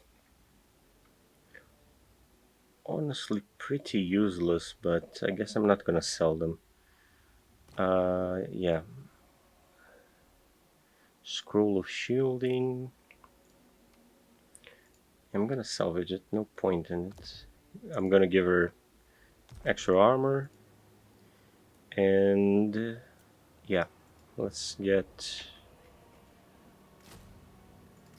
Can I get 2? Oh, I can get 2. Okay, we'll get more of these going. And that should be it for this turn. Just move this guy. The Black Court. Have this one follow along, but Set not the sails. too closely. And Lord have Lokhir. this one move... Oh, it already moved this turn. Okay. Terror. Lokhir got this. Okay. Oh, that's a... Yeah. If I had that earlier, she would have at least some Sorceress of levels the I dark could have convent. invested. But, well, whatever. And now, yeah, the ritual is far more I'm gonna pop that next turn to get the extra movement in case I can make it. And yeah, that's gonna help considerably. And besides, I think if I started now, they'll make a different assessment of our power. And if they underestimate us on the Zen turn, it's probably better for us.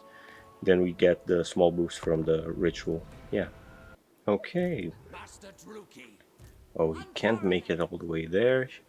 Can she? No, she can't. So, time for the rite. Nice. Dark power. Oh, come on. Seriously? It didn't make that much of a difference to let me assault. Okay. Okay. That's fine. Black-hearted. Let's just attach him to the army then, since it really won't make that much of a difference. And I bow. careful now. I don't want him. Oh, I mean, from here he already gives support, so I'm not gonna move him 1 inch. I'll just give myself this. Yeah, that should be the end all for this. And then that will leave them with these smaller settlements. I don't think their economy would handle.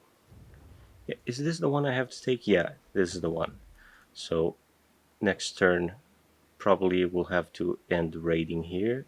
And then. Hold the tower of Oh no, actually I can move right now. move Okay, and obey. so I'll probably have to stop by raiding here. And The Kraken moves. next turn, I take this, then this, the other turn. At which point I'll probably meet Gelt. But it's probably better if I... just making some calculations here in my head. I guess go for 2 fronts, keep her around, then sail her down here, then then turn back with Lokhir and have both meet and crush this. Because the undead can be quite deceptively strong. I think if I just invest 1 front on this, I'm going to regret it, so yeah. What now? Okay, building upgrade available, doesn't matter. Dread Lord not Vedruki. moved, it's, yeah, this one, just, Black-hearted. The ocean this one awaits. also just move a little Feared bit. by all. And this one, A vile just plan. move back here. There we go.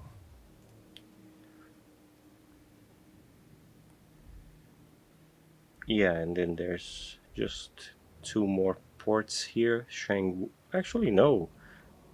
Hanyu Port, Shangwu, and this one here. There's actually 3 more Black Arcs to be had in Cathay. So I think the last time I said it was 5, it's actually 6.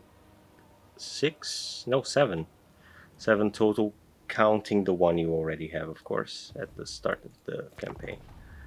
So yeah, let's go. Oh, they actually went. I mean, this is a temporary army. I'm going to take the lazy option. Yeah, they have a cannon. That's gonna be annoying. And it's not like they have. Oh, they do have stock.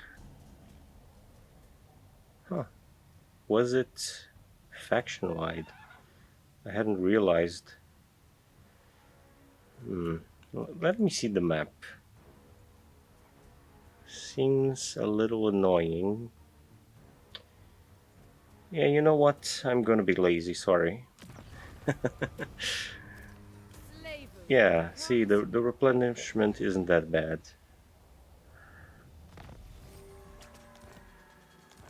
yeah, that was a fairly easy thing, and this battle is probably This not one going to has be, their uses. the worst thing in the world. And then this and Kindle Flame. Delightful There we screams. go. Yeah, it's gonna be good.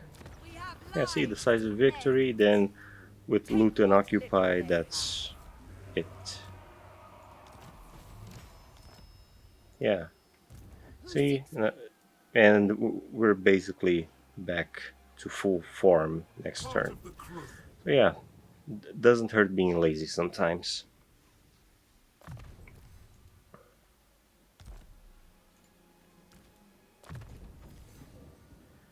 All right. Yeah, it doesn't hurt. A little bonus. Okay. That handles that.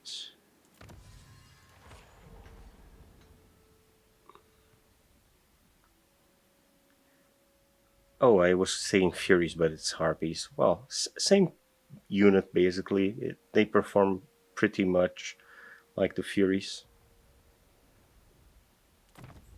Yeah, I'm gonna go for this now. Sacrifices to Mathlan. Alright.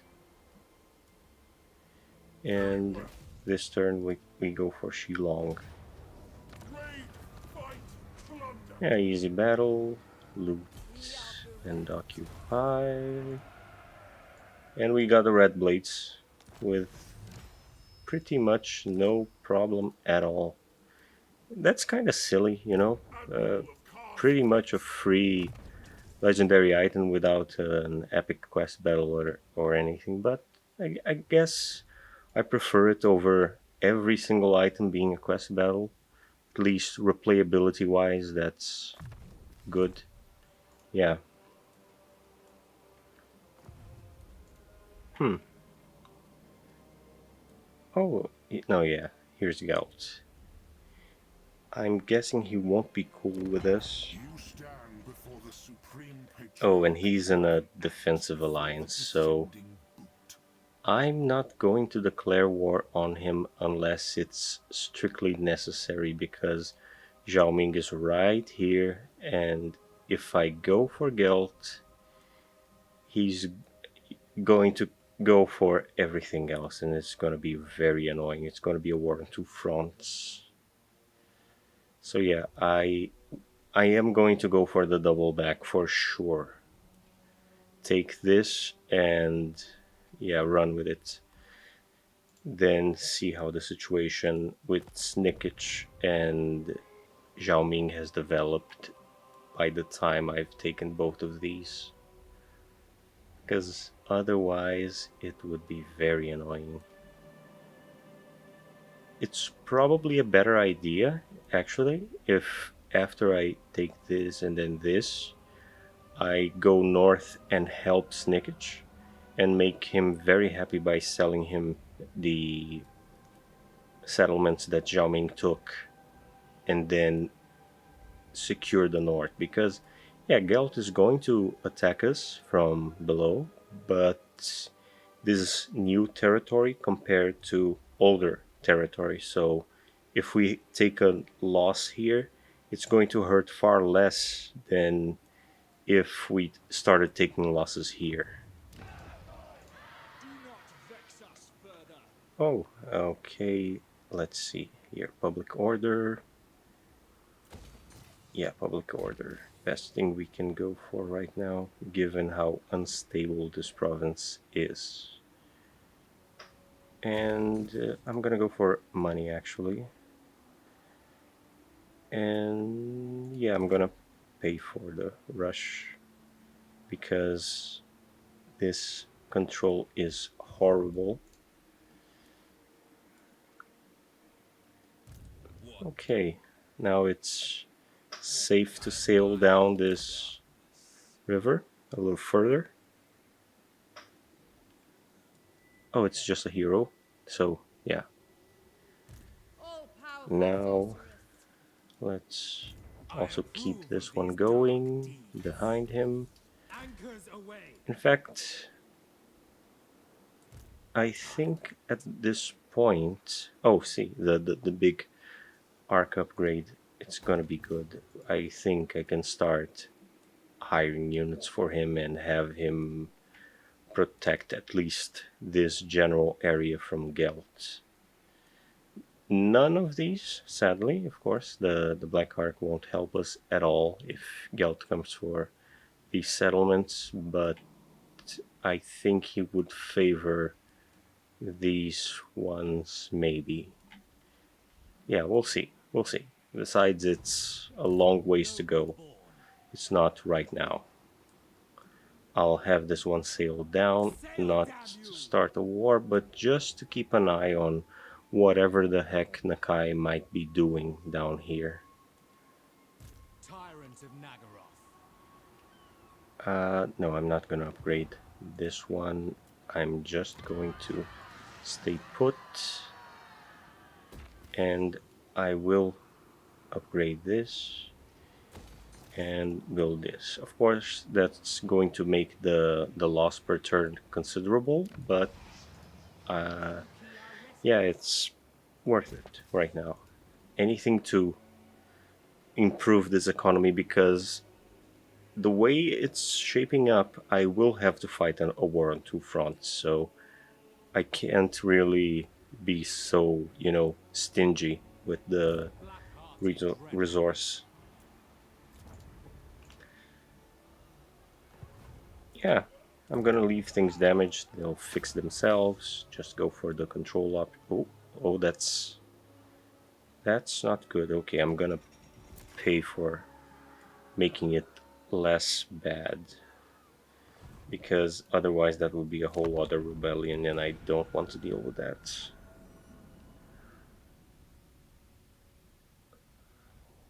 Oh, no, no, no, no, no, no, you didn't do that. Ah, man.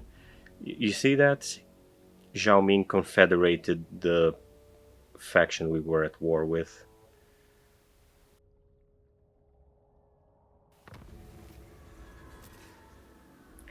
So we don't finish him off because of this.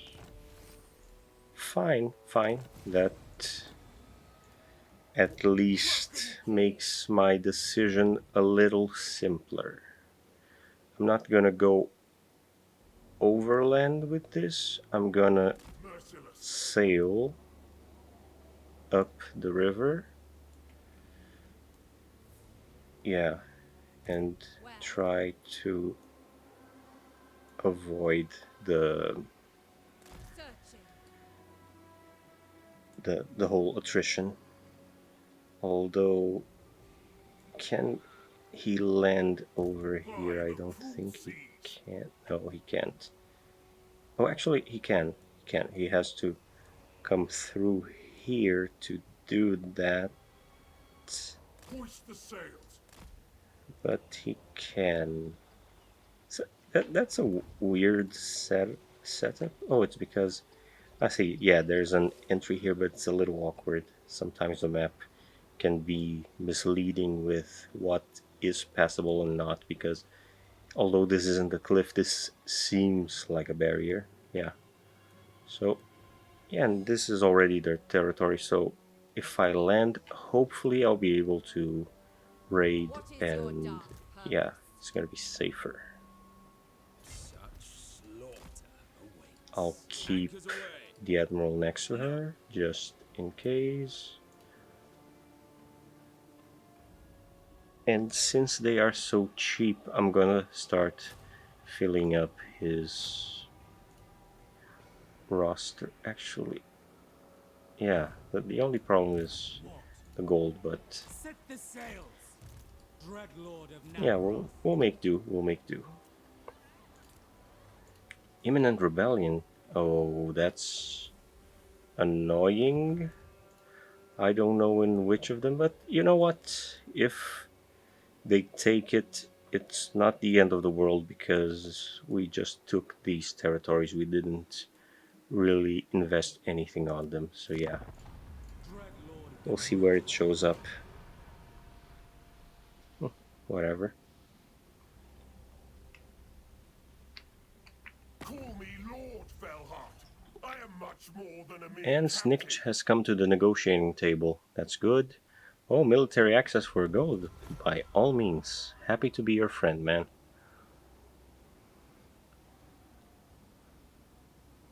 Okay, that's...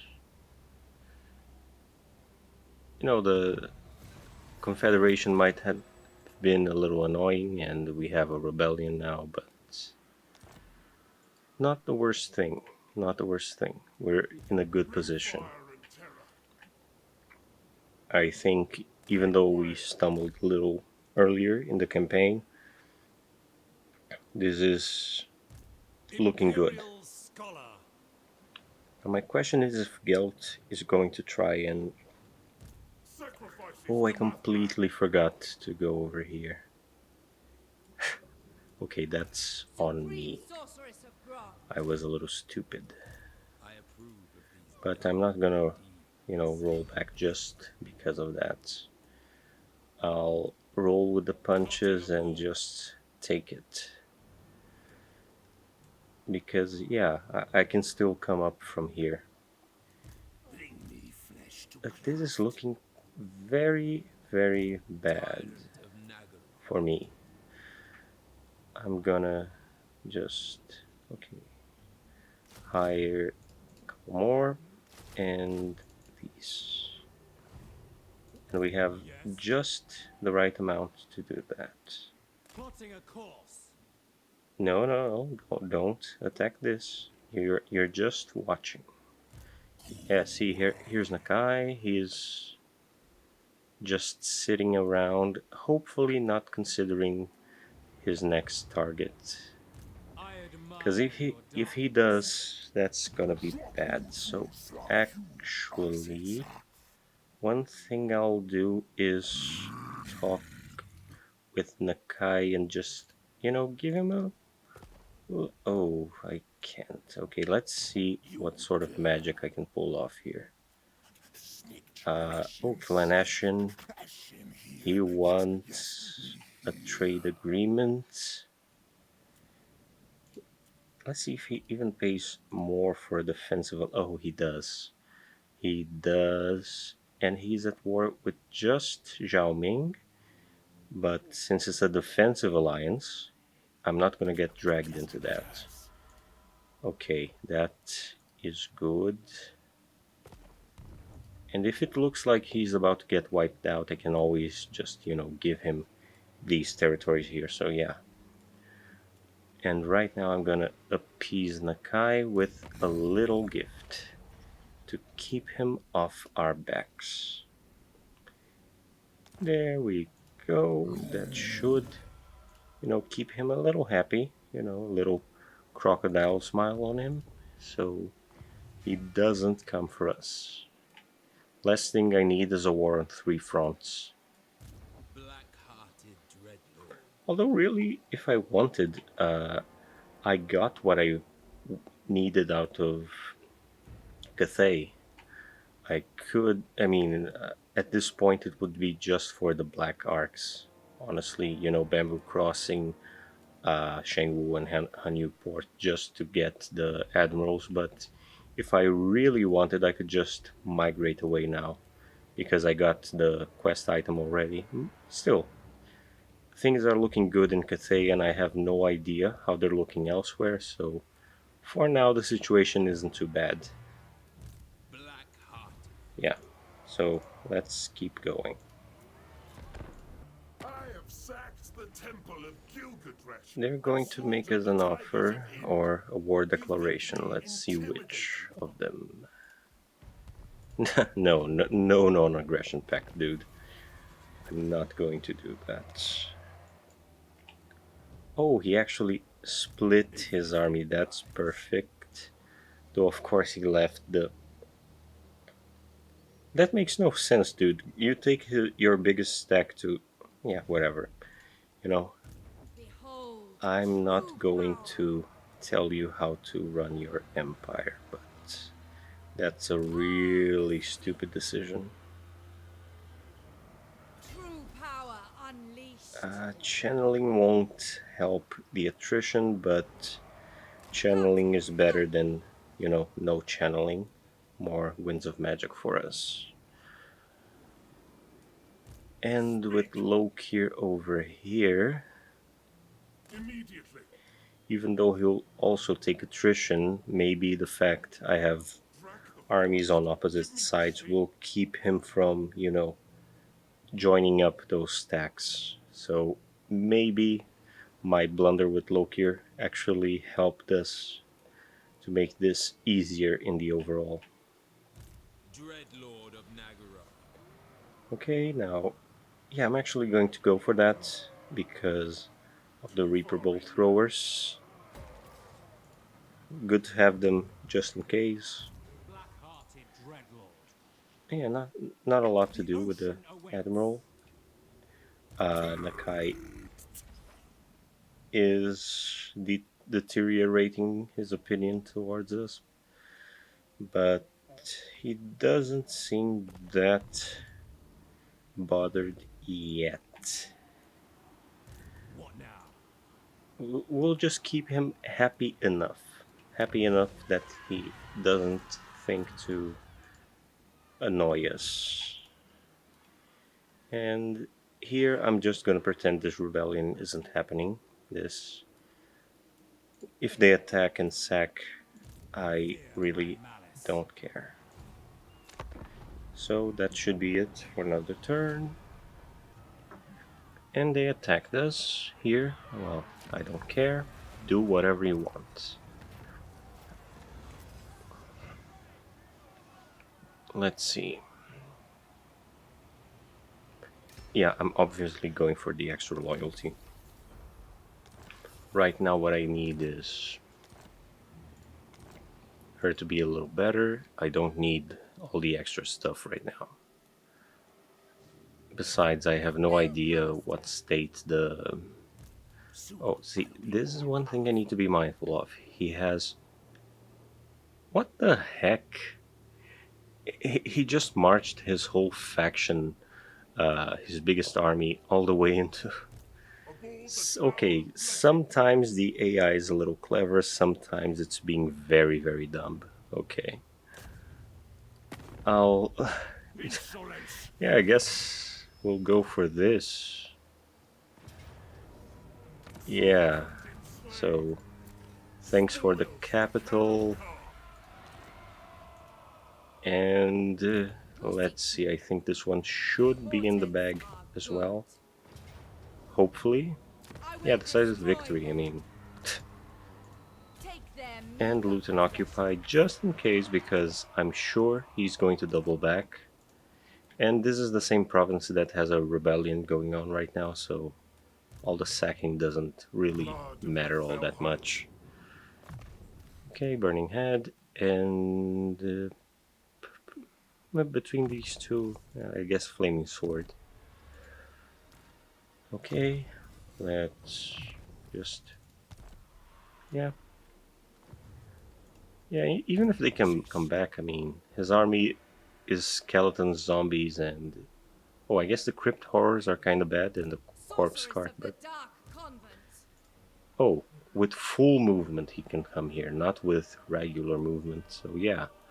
If he comes down here, Lokhir and her, you know, together, and it's basically that finale of Pirates of the Caribbean with the Black Pearl and the Dutchman bombarding the bad guy. Yeah. Income from ports or Vanguard deployment and stock. Wait. If they already have... Oh, let me check something, because All-powerful sorceress. I remember seeing, you know, earlier... Yeah, they do have stock. What the heck? How do they have stock without being in Lokhir's army? And Lokhir has a skill that gives them stock.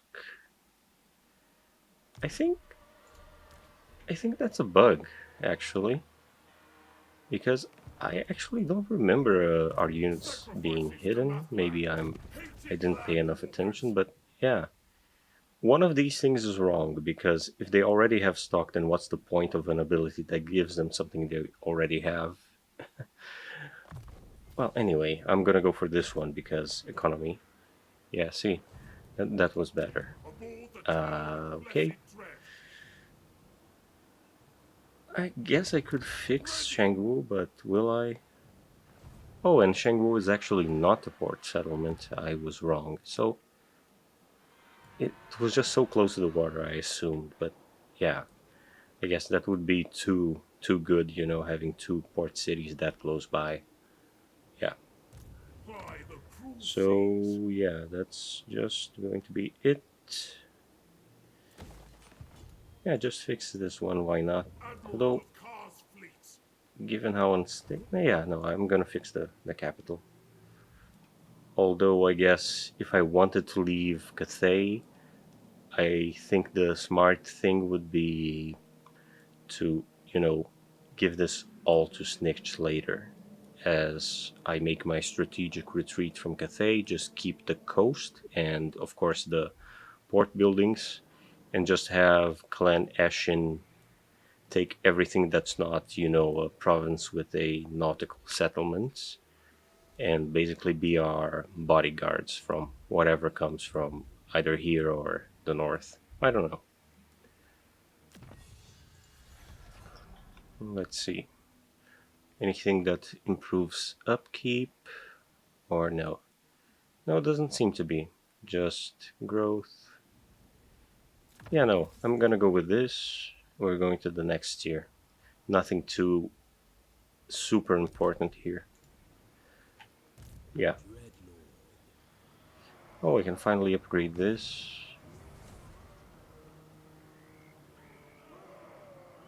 Hmm.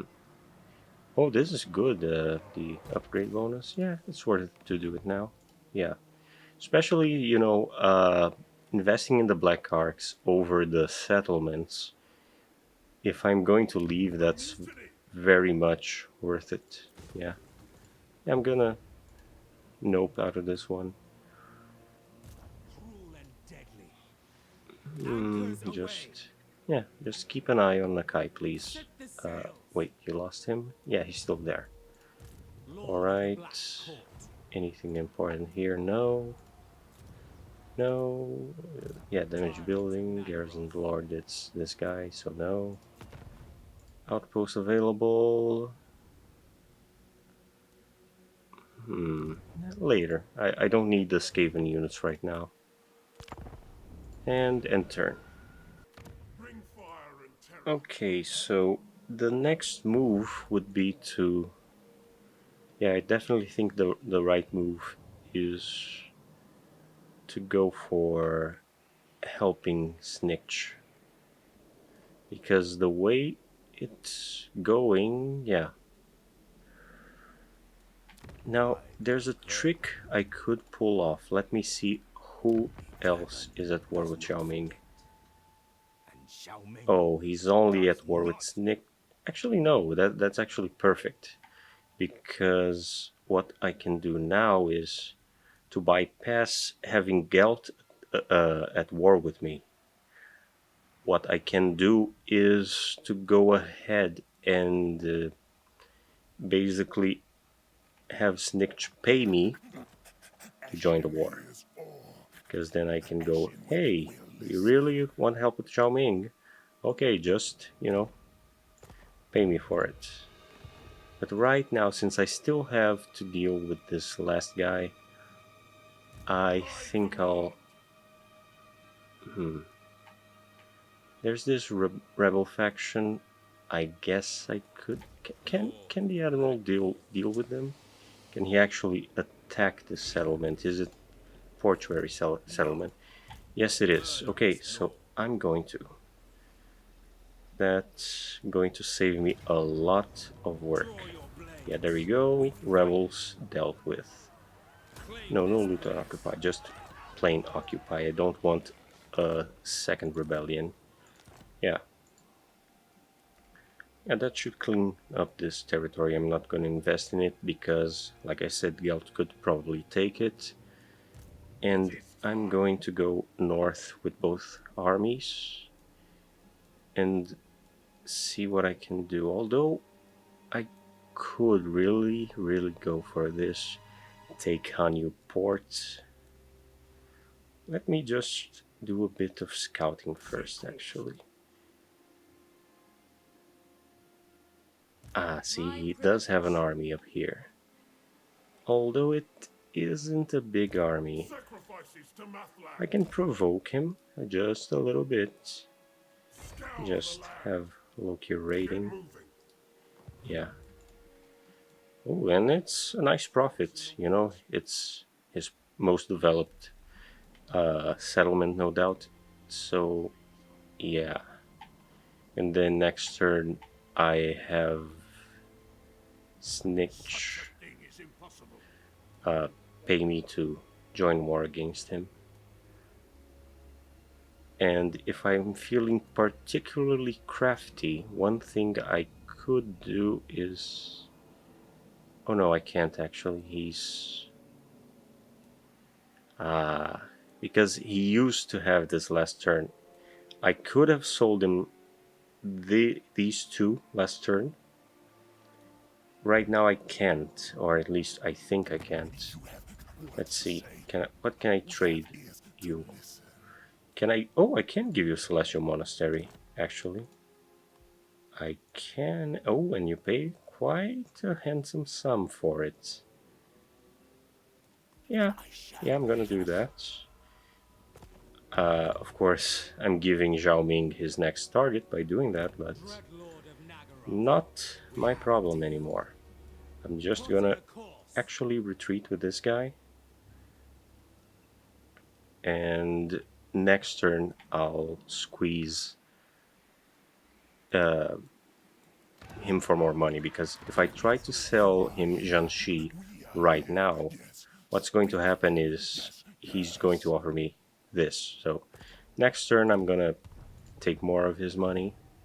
I realize that by doing this I'm bankrupting him, and if I want him to be stronger in this war, I shouldn't be you know, squeezing him out of every gold coin. But you know, I'm playing Dark Elves. They don't really have allies. But you know, his misery makes him more an ally in more need of me, as messed up as that sounds. Yeah, I'm gonna go with this. You know, make our basic units even better, because, like I said, their basic infantry is so good, and this will just keep making them better. I know that like the more the different stuff that they have, like the witch elves. Actually, they used to be better, from what I heard. With the changes to rampage, they can't really cause you to rampage as much as they did before. But we'll see. We'll see what happens with them. Damn you! If I have the opportunity to hire them during this playthrough, I will, just to test them out. Give me the sea. I'm gonna keep her here, actually, just in case he comes down here. But yeah, I will hire them to see if they still can have their little niche of at least just throwing them at a unit that I want rampaging, instead of, you know, being under AI control. But at the same time, I guess it doesn't really make that much of a change. I mostly played them as Slaughter awaits. Hellebrand's units, because of course with Hellebrand it's a lot better. You know, she boosts them. But yeah, I guess even back in Warhammer 2 I didn't play a lot with them, just mostly the main infantry and the monster units. The Medusa as well, I think it was okay. I heard the Medusa was a little buffed in Warhammer 3, we'll see. But yeah. And speaking of that, I think I will wrap this second segment here. I'm gonna save because I'm starting to hear some noises outside that I'm not sure the mic is picking up, but just in case, I'm gonna wrap here before it gets too noisy. And this may be the last part. We'll see. You will only really be hearing this part in case I do decide to wrap it on this. But in case I don't, yeah, I'll see you in part 3. And yeah, uh, closing thoughts in case this is the last part of this playthrough. Uh, yeah, the Dark Elves are okay. Like I said a little earlier, they're middling insofar as campaign wise, I'm not happy with them. Battle wise, I am very happy with them. I think they're as good, if not better, than they were in Warhammer 2 because melee units are now more viable. And it's the campaign that's a letdown because the resource management is a lot more simplistic and the economy seems weaker than it was. So I'm not very happy with that. I do think they could use the love the dwarfs got recently. And I'm hoping that, Creative Assembly does give them a little more love.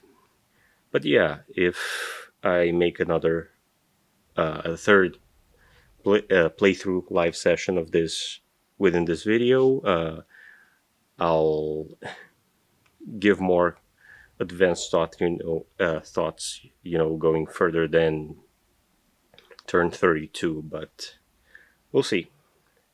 And also, if this is the last part,